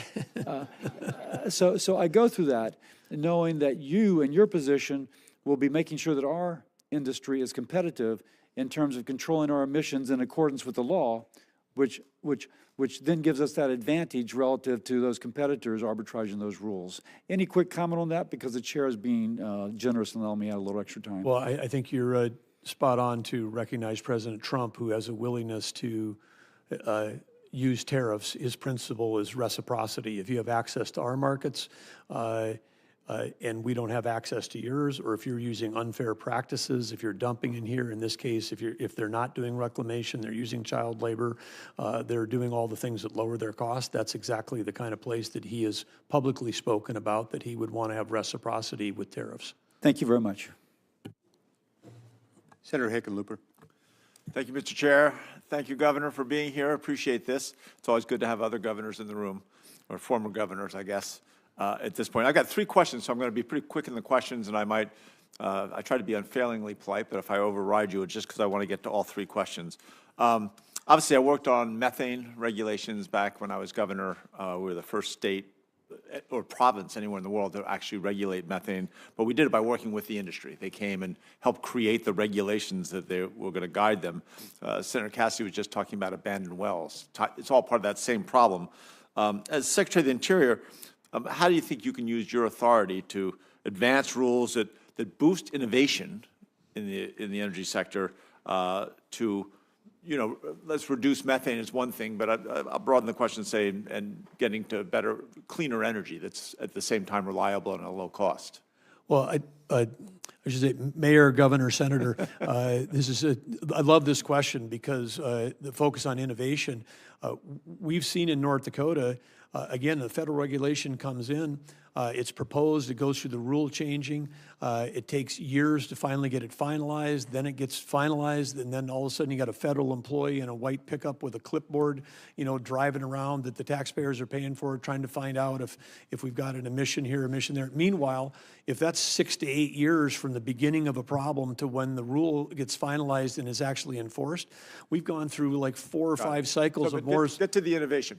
We've gone through 4 or 5 cycles of Moore's Law, and then someone's got a solution to say we can do methane capture at the well, we can do it cheaply, we can do it this. They implement it, they can capture it, they can turn it into electricity, they can do power generation for a data center on site and on a well site.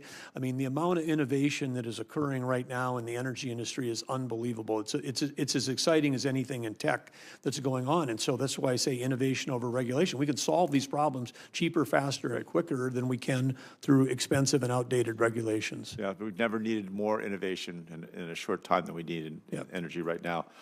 As the energies are, on the other side, there have been a lot of reports about tariffs on critical minerals that possibly on everything. They're from all different, a lot of people are saying a lot of different things. So in terms of imposing tariffs without having a clear strategy on how we're going to secure the supply chains for these critical minerals essential to our defense, to our aerospace industry, go down the list. What's your plan to collaborate with our allies to make sure that we can ensure a reliable supply chain on these critical minerals?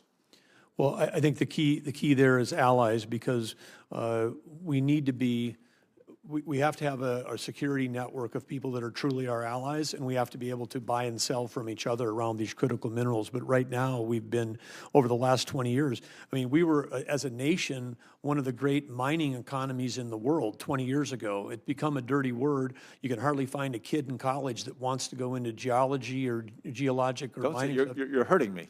Well, you were there. I am a geologist. Yes, you are. Or I was. But you understand in your profession how that has shifted in your lifetime, and we've got to bring it back, because this is critical to our nation's future. And again, when we can do it here with innovation, better, cleaner, and safer than the world, we're actually helping the world environment when we do it in the United States. We could set those standards, and I agree completely that we are the ones who are going to create a better way to extract minerals with less pollution and less risk. Last question. Obviously, public land is a key part of Colorado, just like they are of North Dakota. I commend you. I think what you did as a governor, you took a lot of what we did and did it better. It's very frustrating, but we governors like to give credit where credit is due. We have certain places in Colorado, and we discussed this when you were in my office last week, and I appreciate you taking the time with all that you've got going on to come and spend an hour with us. We have some places where local governments, the local community, the ranchers have kind of joined arms side by side to protect lands. We have one piece of land there that's called the Thompson Divide. And it's been somewhat controversial. There's one mining or oil company that felt that there was potential there. I took a pretty deep look at the seismic and couldn't see much source there, much potential, but it's been controversial. I wanted to make sure, A, to extend the invitation that you come to Colorado, which I'm sure everyone up here is, even if they haven't said it, they look forward to it, but to come and walk that landscape with some of the local ranchers and farmers there, so you can get a sense that this isn't a partisan issue. This is a piece of land that pretty much everyone in the community has decided needs to be protected. Well, I appreciate the invitation. I would look forward to it, Senator. Great, thank you. Yield the floor. Senator Risch. Governor, welcome. Can't tell you how glad I am to see another governor for this position. And particularly coming from west of the Mississippi. You know, if you look at this committee, it's kind of the former governor's club. There's a lot of us on here, and we have meetings from time to time. Hovind takes up most of the time trying to convince us there's a Z in bison, and we can't find it. So, in any event, thank you for doing this, and because of the fact that most of our western states are have so much federal land, it's really important we have somebody that understands those issues. So thank you for that, and thank you for the job.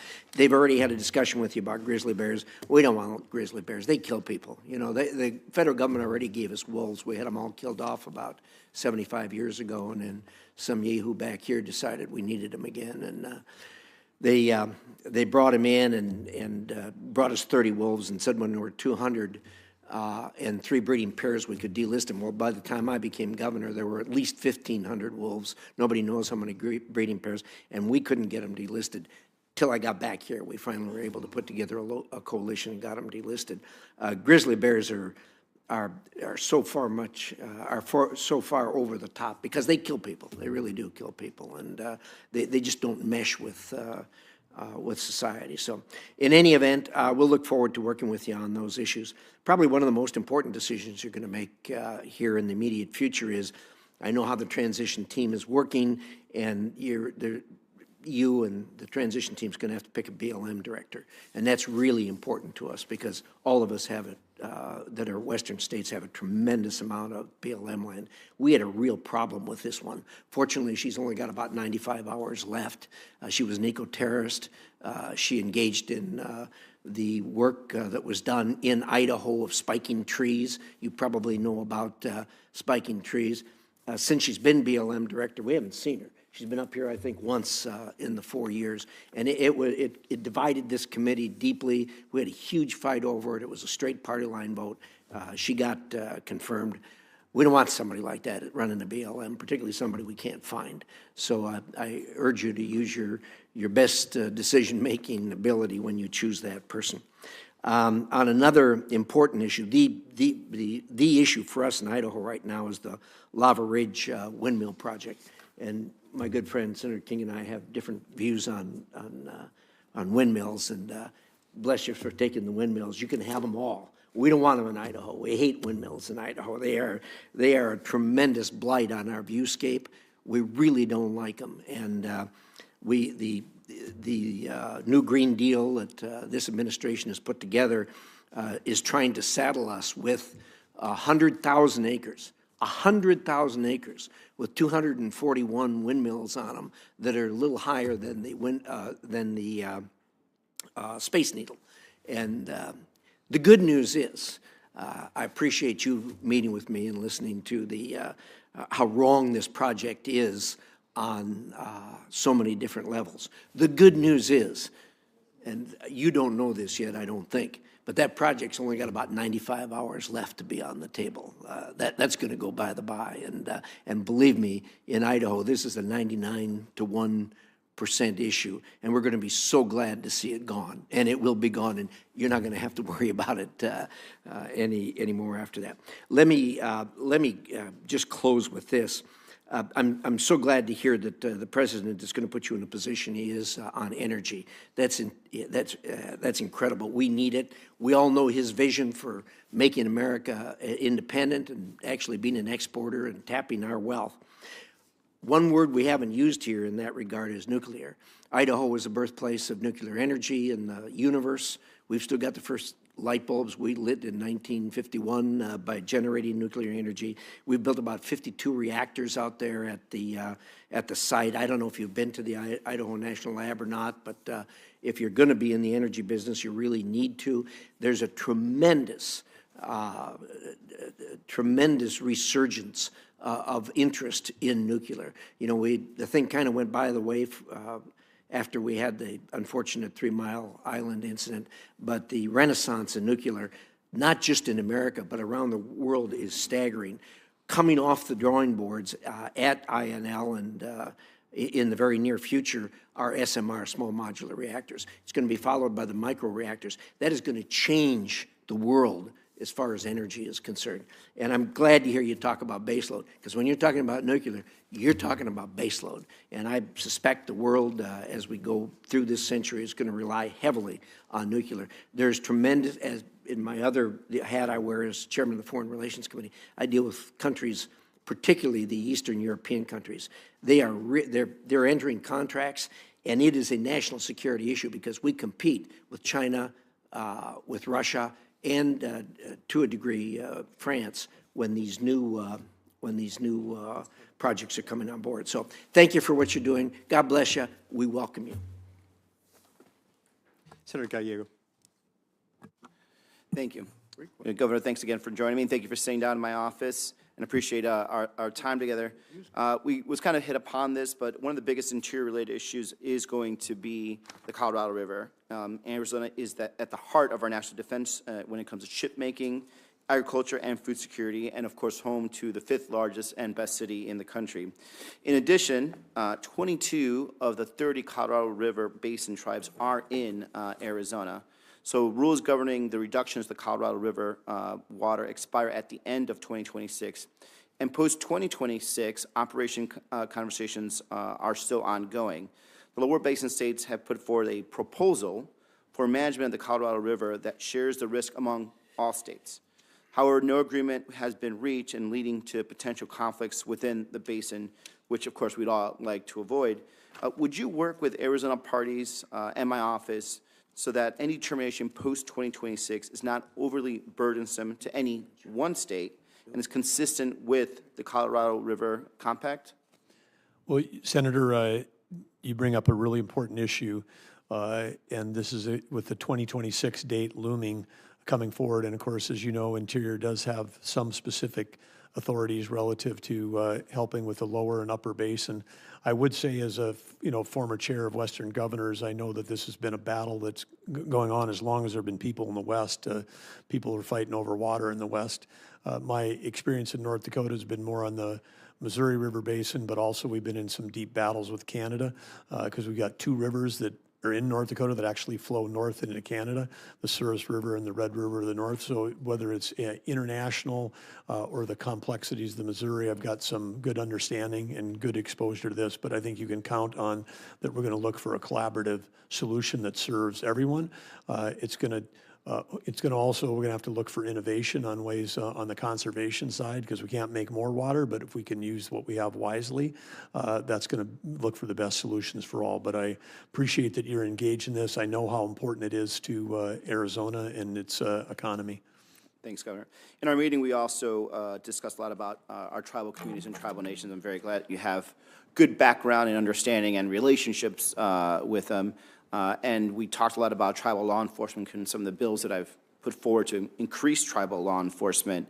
But unfortunately, we see just high rates of missing and murdered women, as well as other violent crimes. A lot of it is really due to lack of tribal law enforcement and communications with our agencies that are supposed to be have oversight and collaboration.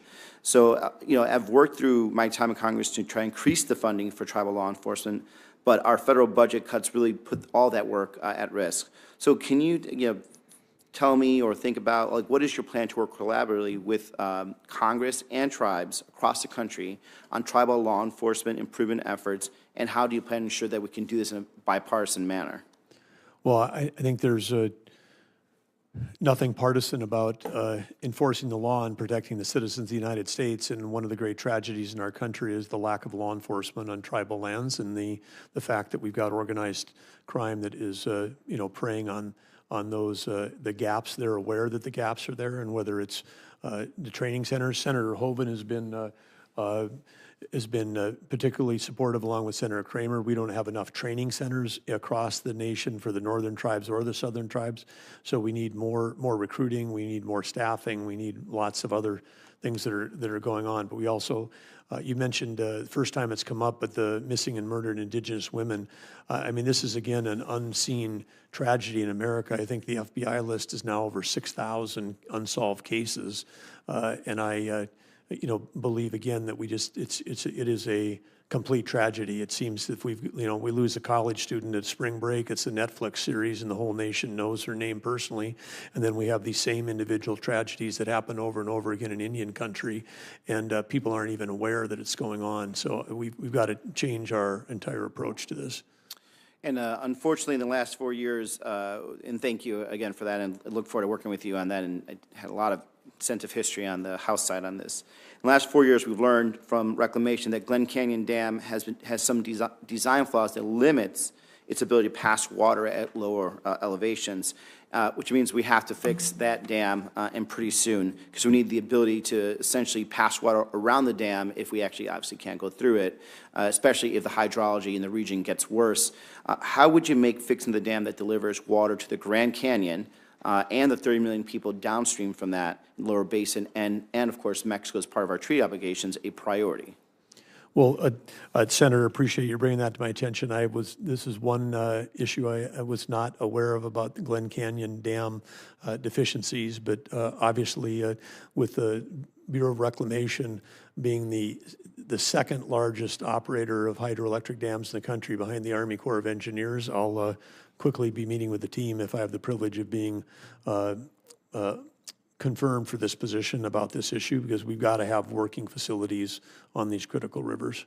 Well, and as we know, we've got to have more reservoir capability, because part of the issue we're facing is that perhaps we not only need to fix, we've got to upgrade some of these so that we can have more storage. Yep, I'd love to work with that person. Thank you. Thank you, Governor. Yield back. Senator Hyde-Smith. Thank you, Mr. Chairman. And I think you guys will be very happy that I'm probably the last one, and this will soon be over. But I just certainly appreciate your willingness and your eagerness. I enjoyed the visit we had in my office and the sincerity that you have, but most of all, your capabilities.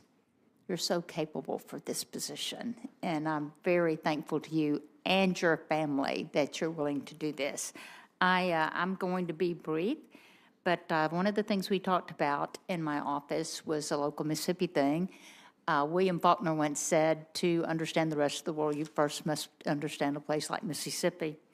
But we're very blessed with the National Park Services that we have several sites in Mississippi that certainly contribute to our tourism, the economy of our state, and we work with them very closely with public-private partnerships. And Vicksburg now, we are working on a visitor center with the state of Mississippi, public-private partnerships, and Vicksburg National Military Parks, Friends of the Park. So we certainly want to make sure that that continues. In Natchez, the state is enhancing 2 state-owned historical sites to better complement the Natchez National Historic Park sites. So, of course, I'd want to invite you to visit those and asking for your willingness to commit to me working on these 2 particular projects in Vicksburg and Natchez. Well, as Senator, thank you. And first of all, I just want to thank you, too, for your capabilities. It's great to have a senator who grew up in agriculture and also was ag commissioner. That's fantastic. I spent most of my life, my family was all involved in agriculture my entire life, and many of my cousins still are. So it's such an important part of our national security as well. But in terms of the national park thing, as we said earlier, we've got a big deferred maintenance issue, and we have a big opportunity. These are the precious spots out of the billions of acres of surface, subsurface, and offshore that we own. The national park is for Americans is a priority, and we need to take care of these sites, whether historic or others. And again, we have to make sure that they're capable of handling and supporting the visitors that want to see them. We know they're great for the local economy. So appreciate the invitation and look forward to working with you. Thank you on that. Now I'm going to go to South Mississippi, our offshore oil and gas production in the Gulf of Mexico. Of course, it plays a vital role in the Gulf states' economies as well. We call it our blue economy down there. The Anchor platform, it's recently come online with the Gulf of Mexico, but it will produce 75,000 barrels of oil per day. And this oil is refined in Pascagoula, Mississippi. And obviously the jobs that it provides there and the benefits that we have. But it is important that the department maintain a steady leasing schedule to ensure companies can continue the opportunities there for exploration, for new production to support the affordable, reliable energy. So the current National Outer Continental Shelf Oil and Gas Leasing Plan, or the 5-year plan, includes only 3 possible lease sales. A historic low. Do you believe the current 5-year plan is adequate to continue to meet the energy needs of the nation? And if not, will it be a priority for Interior to develop or finalize a new 5-year plan? Well, Senator, I think that you know the long lead times it takes for the private sector to make the significant investments to do safe, secure, and smart, sophisticated offshore development.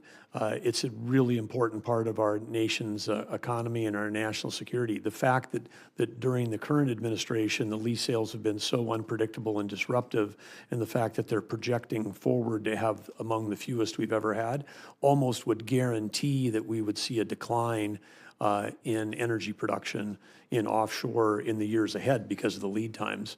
And knowing that we're in a national security battle, and the way that we win, the way that we ensure America's future is that we've got energy dominance. This is opposed to the president's direction. I mean, the president would be saying we've got to be doing more smart development, not less. And as I stated earlier with one of the questions in North Dakota, we literally were suing the federal government because they were not holding the lawfully required lease sales. So getting lease sales to be regular, predictable, and at a level that allows us to maintain energy production in our country is a minimum standard for us. Thank you for those answers, and I cannot tell you how glad we are to have you. Thank you. Thank you, Senator. Senator Wyden. Thank you very much, Mr. Chairman, and let me say I very much look forward to working with you and Senator Heinrich. We've always worked on these issues in a bipartisan way, and I look forward to doing it again. Mr. Burgum, I think you know from our visit in the office how strongly I feel about these clean energy tax credits. I wrote this package, $400 billion or so, the biggest investment in fighting climate change in American history. It uses carrots, not sticks. The more you reduce carbon, the bigger your tax savings. It's private sector driven, and in what I consider to be a huge breakthrough, we reward technological neutrality. The reason that's so important, as you and I talked about, is nobody knows what the big carbon reducers are going to be 30 years from now. And so the reason I insisted on that provision is it creates what I call an innovation lane. It's an opportunity to send a message to people about every possible type of energy use, that you're going to have a chance, if you innovate, to be part of a very bright future. Now, I heard something, and I'm just counting on you to deny it, that maybe you weren't as interested in this as I thought you were in the office. So you seem kind of skeptical in some of the earlier discussion, and I just hope, because you're going to be very influential in the whole administration on energy, that we can work together on this. I believe we'll work together on a variety of other issues as well. Your thoughts?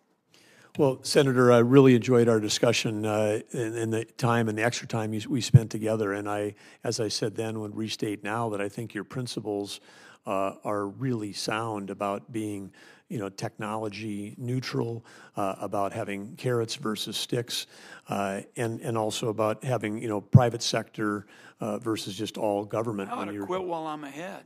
Yeah, well, that was all good. I mean, it's all good stuff.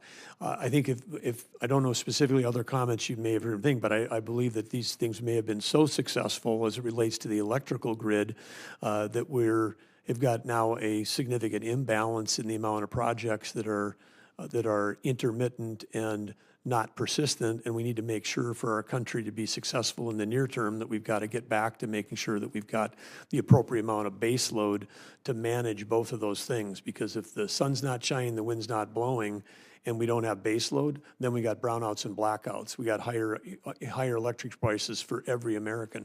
So it's the balance of trying to achieve that. And then the other point that I may have said today, which I would stand by, is that it's great that people thought, hey, let's put massive incentives around EVs, around electric vehicles, against fueled cars that have liquid fuels.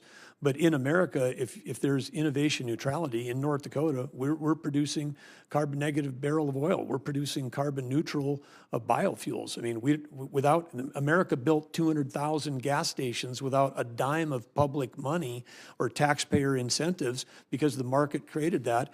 And we have got an opportunity to have innovation in an innovation lane around decarbonizing liquid fuels. So we just have to make sure we have the balance, because we need it all. We need it all to win the competition we're going to win. Well, first of all, on the electric front, I'm very much of your view there. I mean, we have had big challenges in our part of the world. There's a transmission issue. The two pieces that are really left out is how to deal with electric and how to promote transmission. I'm very interested in working with you. I'm going to take, as I run back to the Finance Committee where we're talking about these issues, the view that you're open to continue working in this space rather than coming on in and just saying we're going to chuck it in the trash can, because I'm always interested in improving on something. I mean, the Founding Fathers said that a new Congress is never bound by absolutely everything from a past Congress. So I'm interested in improving it. But I'm going to take out of our discussion that you're open to working with me and others in a bipartisan way. At one point, this was a purely bipartisan kind of effort. We can talk about what happened, because I thought it was a question of who is going to get the credit. But I'm going to take out of here that you'll work with me. You can count on that I will, and you can also count on that I'm going to be anchored in two things. One is national security, so we shouldn't have incentives that enslave us to getting all of our critical minerals from a major power competitor like China. And then the other thing is you can count on is that I'm going to be focused on the economy and affordability, because if we can do something for $60 a ton versus $900 a ton, I'm going to choose the $60 a ton of avoided CO2. My time is out, but I'm going to say the idea of linking a lower carbon future with lower prices and the focus on national security is a kind of triangle with three sides that I can support, and I'd like to work with you on it. Thank you, Mr. Chairman. Thank you, Senator. Senator Brasso. Thanks so much, Mr. Chairman. Governor, congratulations. Great to be with you again. Thanks for our time together.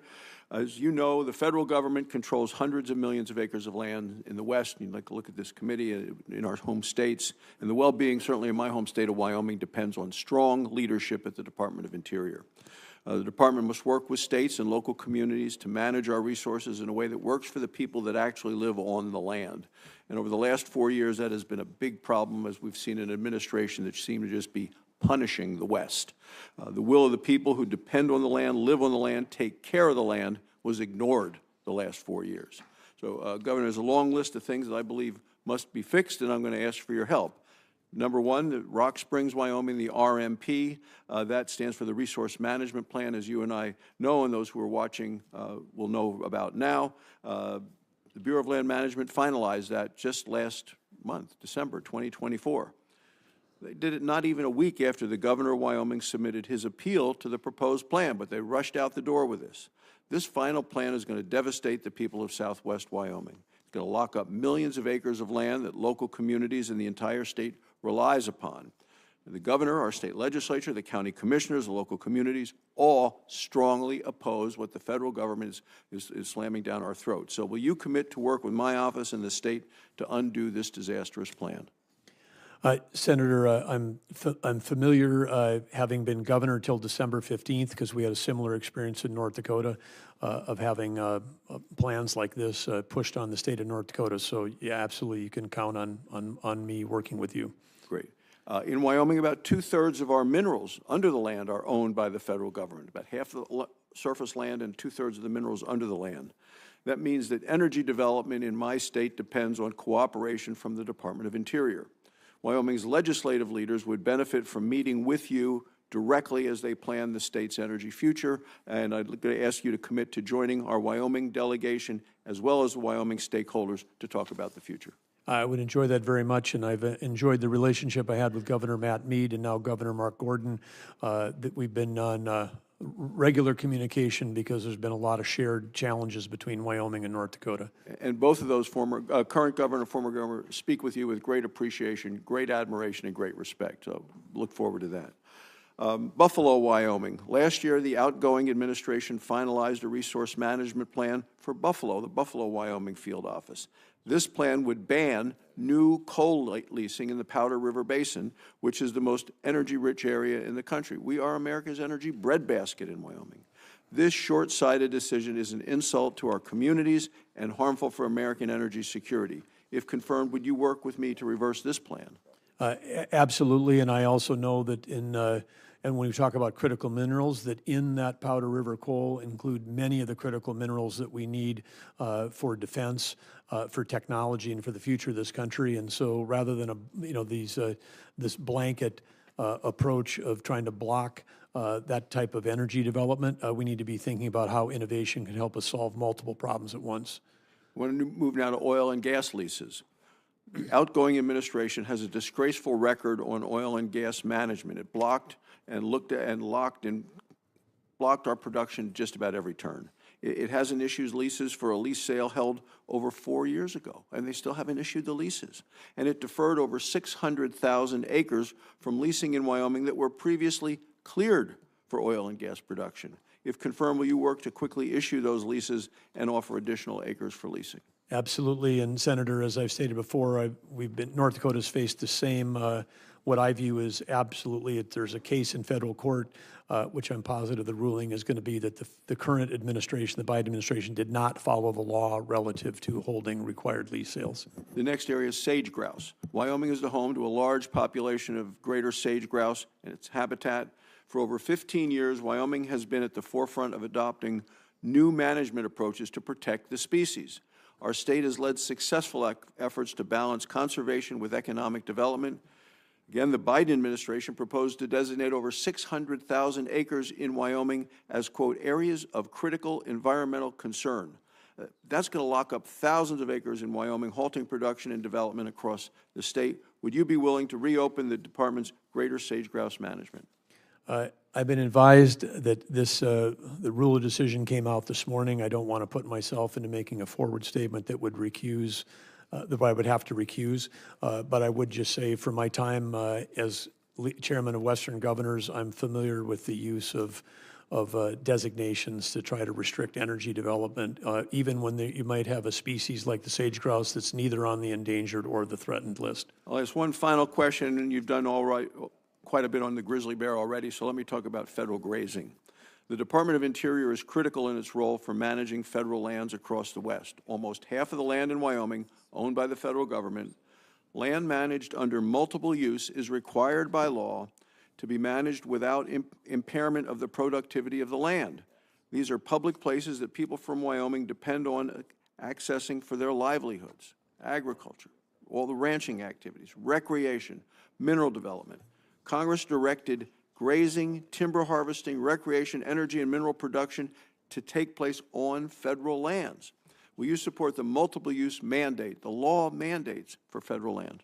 Absolutely, I do, Senator. And since we've talked about wildfires today, grazing reduces fuel load, timber management appropriately reduces fuel load, surface development can create roads paid for by the private sector that support our firefighters.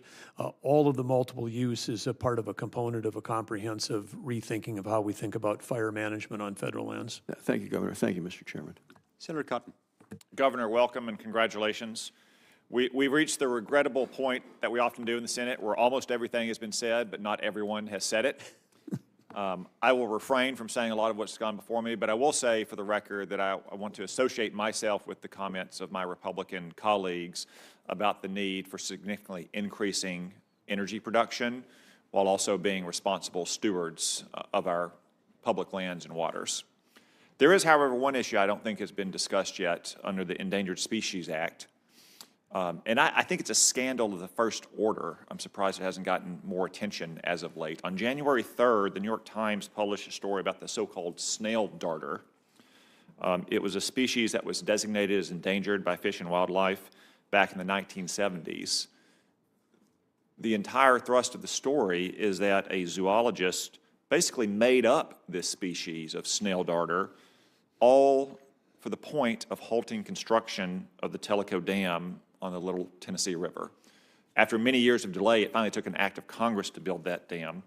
An academic citing that article said that this is a not uncommon practice creating new species when there's really no difference between other extant non-endangered species for what he called the downstream conservation implications, which is to say activists creating species, calling them endangered, to stop the construction of a dam or a power generation plant or a housing development.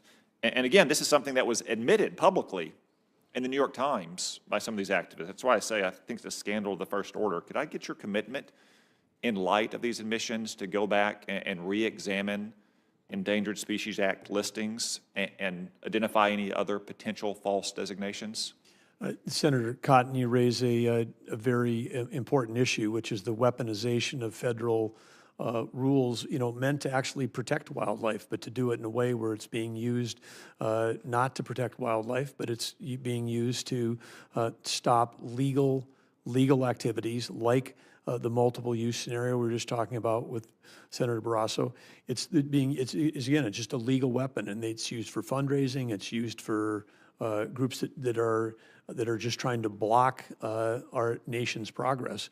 And so I agree with you completely. And you mentioned the New York Times. If that article was someplace else, you know, but the fact that the New York Times wrote that article, I found to also be remarkable admission of at least one case where there was the abuse of the Endangered Species Act relative to its intended use. So yes, you can count, absolutely. Thank you. I appreciate that, because also I think not in light just of this public admission, but also the West Virginia case and the Loper-Bright case, there could be legal infirmity in a lot of our federal bureaucracy's past decisions. So I appreciate your willingness to take a look at that once you're on the job. Thank you very much. That concludes round one. We're going to do a quick round two with some follow-ups that a few members have asked. I want to talk to you briefly about the fact that public lands represent a massive public asset, and yet a lack of an accurate valuation is something that we don't have, and that undermines informed decision-making about their use and their management. What steps would you take, if confirmed as Secretary, to improve the transparency in this area and ensure federal land valuations reflect their value to the American people? Well, I would just say on this idea that what I'll call America's balance sheet is something that the Trump administration has quite a bit of enthusiasm in discussions with Treasury nominee Scott Bessent, Commerce nominee Howard Lutnick, and even Speaker Mike Johnson called me a few weeks ago and said, hey, what's this American balance sheet idea? I mean, I think for our standing in the world, for us to, talk nonstop about what our liabilities are, we should also be fluent, just as any business would be, to be able to talk about what our assets and the assets of this country, I think, outpace any place in the world because of the care that we've given, in particular to the public lands, the surface, the subsurface, and the offshore. And we've proven time and time again that we can do it better, cleaner, and safer than anyone else here. If I'm a timber company and I own timberland and it's not been harvested, I put that on my balance sheet. If I've got timberland and I've planted young trees, I put it on my balance sheet at a different valuation. When we protect U.S. lands and then don't cut a tree and then they burn down, we not only produce enormous amounts of emissions and enormous amounts of carbon, but we also have effectively wasted the public's asset. And I think it's part of our duty in the role, if I have the privilege of being nominated here, but all of us as elected officials, to make sure that we're getting a return on the nation's balance sheet for the benefit and the use of the American people. Great. So understanding that number, I think, is key. I would just say one last thing. People say, oh, it's going to be really hard. It's really hard to develop it. We did this in North Dakota. When I took office, they said, well, we have no way of knowing what our undeveloped minerals are. And we found a young software company that was able to figure out precisely what the future value of every one of the wells in North Dakota on public land would be worth. It's been used for estate planning. If grandma dies and she's only got 10% of one well, they can figure out the value for that. If we can do that there, we can figure it out for the whole country. And just as I said to Speaker Johnson, we're required as a nation to conduct a census within every 10 years, not every 10 years, but within 10 years, do a census. That's hard work, but we figure out a way to do it. I would think if Congress stood up and said, hey, every agency, every bureau, every department of the United States government needs to figure out what their asset value is, then we get after it, and we get after it, and we come up with a number, and then we can make these trade-offs. So when you do by executive order and take hundreds of millions of offshore subsurface out of leasing, and that's viewed as a costless event, at least we could have the trade-off of say, yes, some people thought it was important to take that off of the table, but what did it mean for the American people? Did we just take trillions of dollars of future revenue out of the pockets of our future generations? And so I think, again, creating a financial understanding that is where we can have an honest discussion about some of these executive actions that are happening at the end of this term, for example, would be useful for all Americans to understand. Thank you. I appreciate that. I've got another question that I was going to ask regarding PILT. In the interest of time, I'm going to forego that. I'll just conclude it with a very brief statement. PILT, payment in lieu of taxes, the federal government came up with it, Congress came up with it about 50 years ago to help offset the burden states carry, states with a lot of public land, because they don't receive any property tax revenue from it, so it's supposed to offset that. In some parts of the country where there's a lot of public land, this works out okay. In other parts, it's pennies on the dollar compared to what they would get if they could tax the land even at its lowest valuation and lowest rate. So I would love to talk to you about PILT reforms and making PILT generally a priority, because a lot of these communities rely on it for fire, search and rescue, schools, safety, so forth. Senator Heinrich. Governor, Senator Daines mentioned a very specific challenge with the Endangered Species Act, but as a governor, you know that one of the best ways to head off those conflicts is to prevent species from ever being listed by recovering them through proactive voluntary conservation at the state level. Senator Tillis and 9 of his Republican colleagues and I have a highly bipartisan bill called the Recovering America's Wildlife Act that helps states do exactly that. And in fact, North Dakota's former Game and Fish Director, Terry Steinwand, was one of the architects of that legislation. It's got strong support from the Association of Fish and Wildlife Agencies, from many of the conservation groups that you mentioned in your exchange with Senator Justice. Does that sound like the kind of approach that you could work with Senator Tillis and I on? Absolutely, Senator Heinrich. I think that, again, super sound principle there, which is to do the work to keep it off of the any kind of federal designation, working collaboratively with the states. I had the pleasure of working with our Game and Fish Commissioner, Terry Steinwand, for 6 of my 8 years as governor. He had almost a 40-year career in wildlife management. It's people like that I know and respect across all the states. I know you've got them in New Mexico. I know we've got them in Utah. I mean, the people that work in game and fish at the state level that are working on these things. I haven't met somebody from the federal level that flies into North Dakota that cares more about the soil, the air, the water, the fish, the wildlife than the people that we have at the state level. And we should just, this sounds like you're entrusting this back to the states, and that's where it belongs.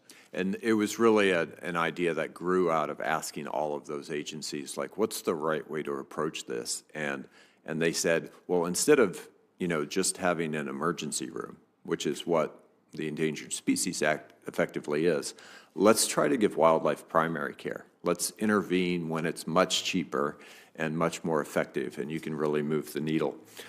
You and I talked a little bit about tribal water settlements.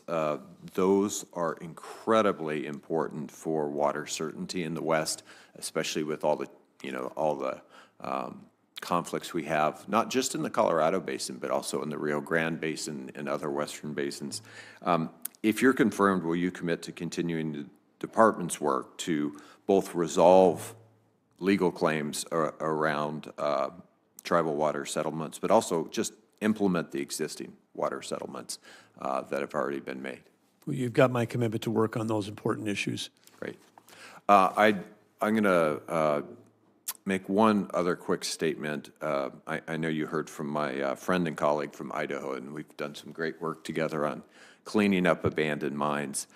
We don't necessarily agree on wind generation, but I would simply remind you that onshore wind is in that basket of multiple use, and so you can always hold it to the same standard as oil and gas, but you can't legally, at least, unilaterally deny legally permitted wind generation. So with that, thank you for all of your answers today. Senator King. Thank you, Mr. Chairman. First, I want to associate myself with your comments, Mr. Chairman, on determining the asset value of what we own. It's astounding that that doesn't exist. And one of the things that would contribute to, as we discussed previously, is adequate maintenance budgets. If you know the asset value, there are sort of standard industry percentages that should be applied in order to determine a maintenance budget. So I believe that's an important step. I presume you believe climate change is a problem. Is that correct? Yeah, I believe that climate change is a global phenomenon for sure. I noted the biographical material that in 2021 as governor, you set a goal for North Dakota of carbon neutrality by 2030 to be achieved in a variety of ways. And as you mentioned, you've really worked hard on the carbon neutrality of fossil fuel extraction and fossil fuel use. I'm a little worried today, though. You keep distinguishing between intermittent and baseload. Would you agree that renewable resources, solar and wind, for example, can be developed if they are adequately, if they can be integrated into the grid in a safe and reliable way? Yes, they can, and it's not for me personally for any political reasons that I distinguish. It's just because of physics, the physics of the grid. If we don't have enough base load, and it's the base load that we have that's allowed our nation to make the investments into the intermittent. I don't want the word, in a former life, I developed both base load and intermittent resources. I don't want the word base load to be code for no renewables. That's not what you're saying, is it? No, we need a balance, but they cannot, the intermittent, if you want to call them renewables, is used as a positive word, but this is a fact of life, is they're intermittent. And when they're intermittent, until we have storage solutions, and we're years away from having significant enough cost-effective storage to support that, we need to have the base load, or the intermittent doesn't even have a life. But it can be integrated. In your case in North Dakota, 35% of your electricity comes from wind power. I presume your grid works. Well, it's super stressed as it is around the country. We're in parts of two grids. We're part of MISO going east, and we're part of SPP going west. And you can have days when the rated capacity is 30, but you got a day when the wind's blowing. The wind's blowing so hard it drives all the base load off of production. And then the next day it's 20 below and there's no wind blowing, and we got no wind, and then you got to like crank up the base load again. And so that's one of the most important reasons that we've talked about innovation. We need to work on storage. You would agree, I think, that renewables or intermittents, whatever you want to call them, plus storage equals baseload. Yes, but right now at a much higher cost. And so then, of course, we want to not only have it be reliable, we also want to have it be affordable. And so that's part of what we have to look at as a nation, is what cost are we willing to take on to try to achieve those goals. And I believe in if it's all of the above, if we can decarbonize traditional fuels cheaper than we can subsidize some of the renewables, then that should be looked at fairly and equitably and economically, because that's a better path forward for every citizen if we can do it more affordably. I wouldn't disagree with that, but we've talked a lot about innovation, and I'm a great believer in American innovation. And the cost, for example, of solar panels has gone from, I don't know, $70 a kilowatt down to 70 cents. I mean, battery storage, for example, in Maine, there is a project underway for an 85 megawatt, 100-hour grid scale storage at a reasonable cost, because it's not based on lithium ion, or it's based on iron. And so if we're moving into a period where innovation, I believe, will bring storage down. And of course, as you know, wind and solar are the cheapest forms of energy today on a levelized basis, understanding that storage and backup is part of that calculation. But I hope that you'll work with the Department of Energy. Mr. Wright was here yesterday, and one of his business interests was in geothermal and batteries. So I just, when I hear base load used sometimes in these contexts, it sounds like no more renewables. I don't think that's a sustainable path for this country, and it's certainly not a way of meeting the challenge of climate change, which you've acknowledged is a serious one. No, we need all forms of electricity, and we need more of it in the very near term. And so this is not about one versus the other. This is about how do we drive forward and increase the amount of electricity we have in the country. So I'm a both. All of the above in terms of our approach on how we do it, but we got to do it in a way that's we have affordability and reliability.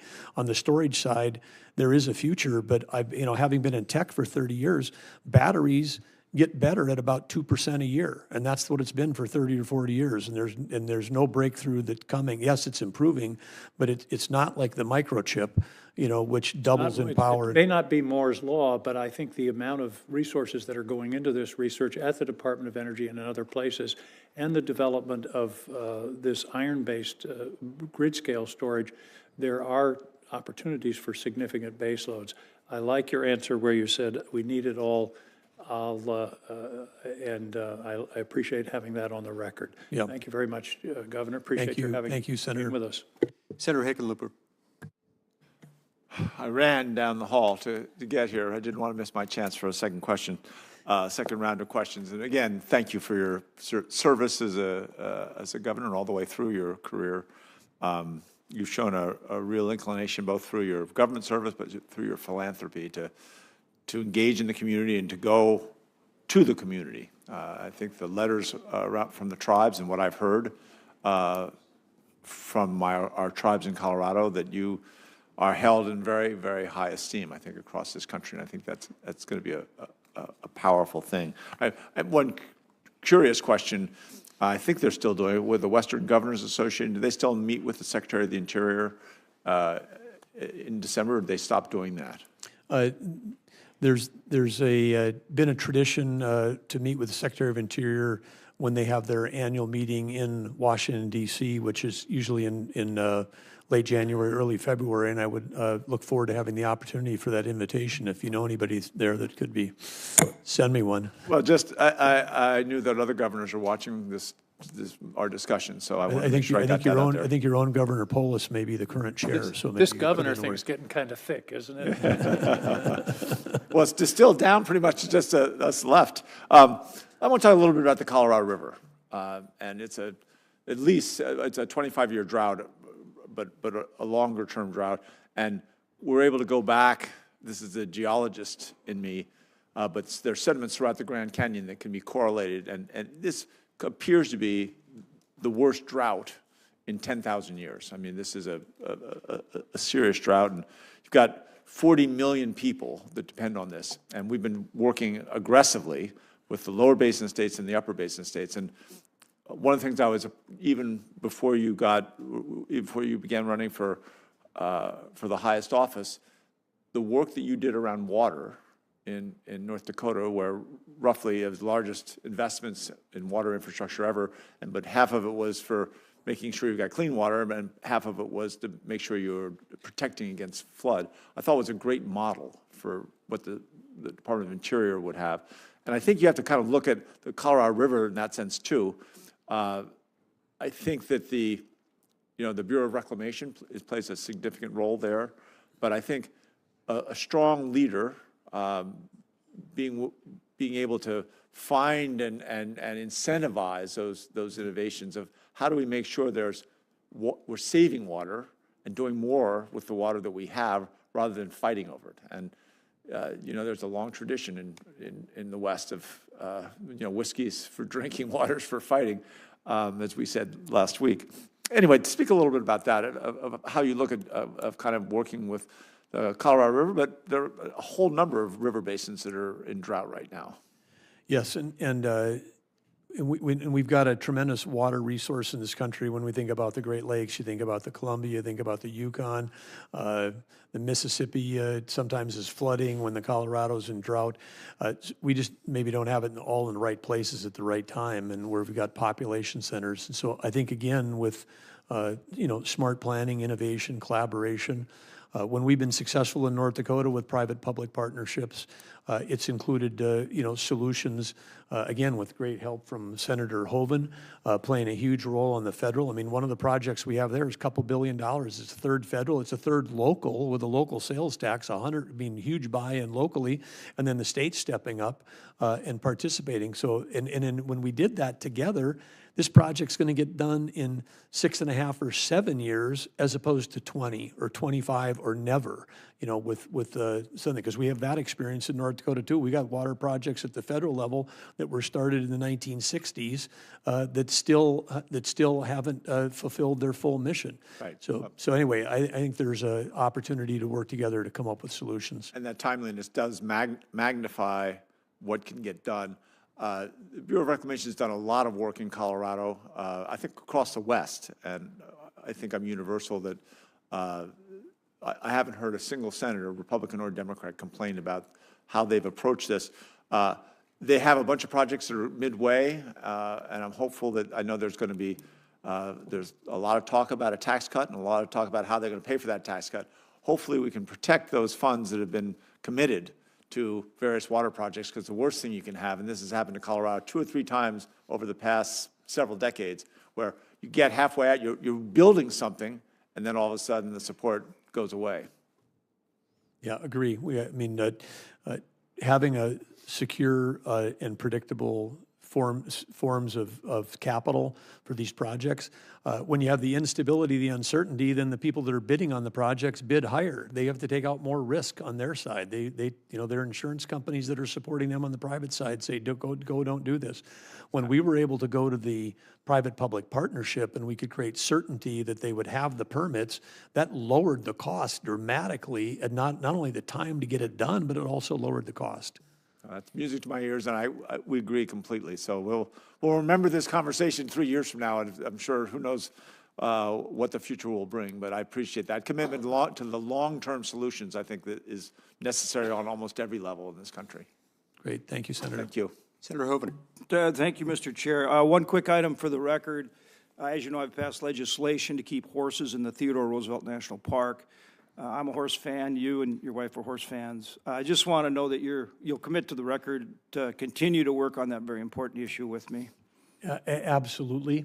For the record, people should know that as popular as Senator Hoeven is in our state, the horses in the national park have even more followers on social media than he does. Yeah, no question. And then just one final item. I think you've demonstrated to both sides of the aisle your absolute willingness to work with everybody to achieve good outcomes and a good outcome for this country. And that's exactly what we want in somebody that goes into these important positions. And so thank you to Catherine. And then just if there's anything for the record that you want to add to the record, I would just give you this opportunity before turning things back to the chairman. And again, I want to thank both the chairman and the ranking member as well. Well, the only thing I would do quickly is close with gratitude to Chairman Lee and Ranking Member Heinrich. Thank you for your time ahead of time. Thank you for making your members available to me for meetings ahead of time. And thanks for this great dialogue and discussion today. I've received a lot of invitations from members to come and visit. I would be remiss if I didn't, before I leave, to extend an invitation on behalf of Senator Hoeven, Senator Kramer, and myself to come to the grand opening of the Theodore Roosevelt Presidential Library and Museum, which is an opportunity to tell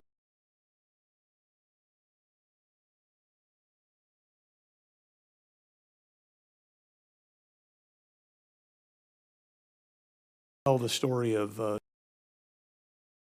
conservation that really began during the time when Theodore Roosevelt spent time in North Dakota. His wife and his mother tragically died on the same day in the same house, on Valentine's Day of 1884, and he had a newborn infant daughter that was 2 days old. He handed that off to his sister, and he got on the train, and he was deeply despondent and went west and remade himself from the, he'd had a childhood of that was full of sickness, and he went from a sickly Easterner and became a rough and tumble Westerner cowboy, learned the hard way out there with a lot of time in the South, because Theodore Roosevelt was listening to concerns from mothers whose too many of their sons were dying of head injuries playing football in the Ivy League schools without protections. And so there's many stories about TR that haven't been told like that, but the only president to receive a Medal of Honor for his time in the military. One of his sons also received a Medal of Honor, who was there at Normandy in World War II. But incredible story, and of course Nobel Peace Prize that he received for negotiating the settlement between Russia and Japan. And he wrote more books than all the other presidents combined. He wrote more letters than Jefferson and Washington. We're in the process of digitizing all of that. This will be the first digital presidential library. It'll be one of the most sustainable buildings built in North America. And it's in the heart of the Badlands that he loved, at a gateway community that goes into the Theodore Roosevelt National Park. And in closing, I would say someone asked this 4th of July, are you going to have fireworks? Per tradition, when you open a presidential library, all living presidents are invited. So we may, if they all show up, we may not need to have additional fireworks. But it'll be a great, because there's a lot of what we know about Theodore Roosevelt that still lives on today. And think about the discussions we're having. The Panama Canal wouldn't have happened without him, and how important that was for our country during World War II, and how important it is for our future going forward. So, in water, of course, in Arizona, he was, some of the original water systems in Arizona were dedicated and created by Theodore Roosevelt. One of the first wildlife refuges that he made in the country was in North Dakota at Stump Lake. He sent us on a way to build out the national park system as we know it right now. So it's with a bit of serendipity and a great amount of excitement that as Secretary of Interior, I'll look forward to being at that opening along with all of you. This committee's all officially invited as of right now. It would be great to have you all there. And with that, again, thank you, senators, and especially thank you, Senator Hoeven and Kramer, for your folks, your support, your friendship, and your mentorship for all these years. Thank you, Governor. It's been a great hearing, and I appreciate the participation of all the members of the staff, members of the committee, and especially our Capitol Police Force keeping us safe today. I'm sure that given all the time he spent in North Dakota, Theodore Roosevelt learned correctly to pronounce the name of the animal that is called the bison. It is. It does have a Z. I agree with it's got a Z. B-I-Z. It's a Z that, well, it's not a silent Z. It's just an invisible one. With all that, Mr. Chairman, do you know what the Lady Buffalo said to her little boy as he was going off to school? Oh no, I don't. What did he say? Bye, son. That's it. I would also mention that Teddy Roosevelt coined... I love it. I just love it. Going to open up a whole new debate. He coined the term malefactors of great wealth. I'll just leave it at that. Hoeven's going to be telling that one for weeks. The record will stand open until 6 p.m. today for questions for the record. We stand adjourned.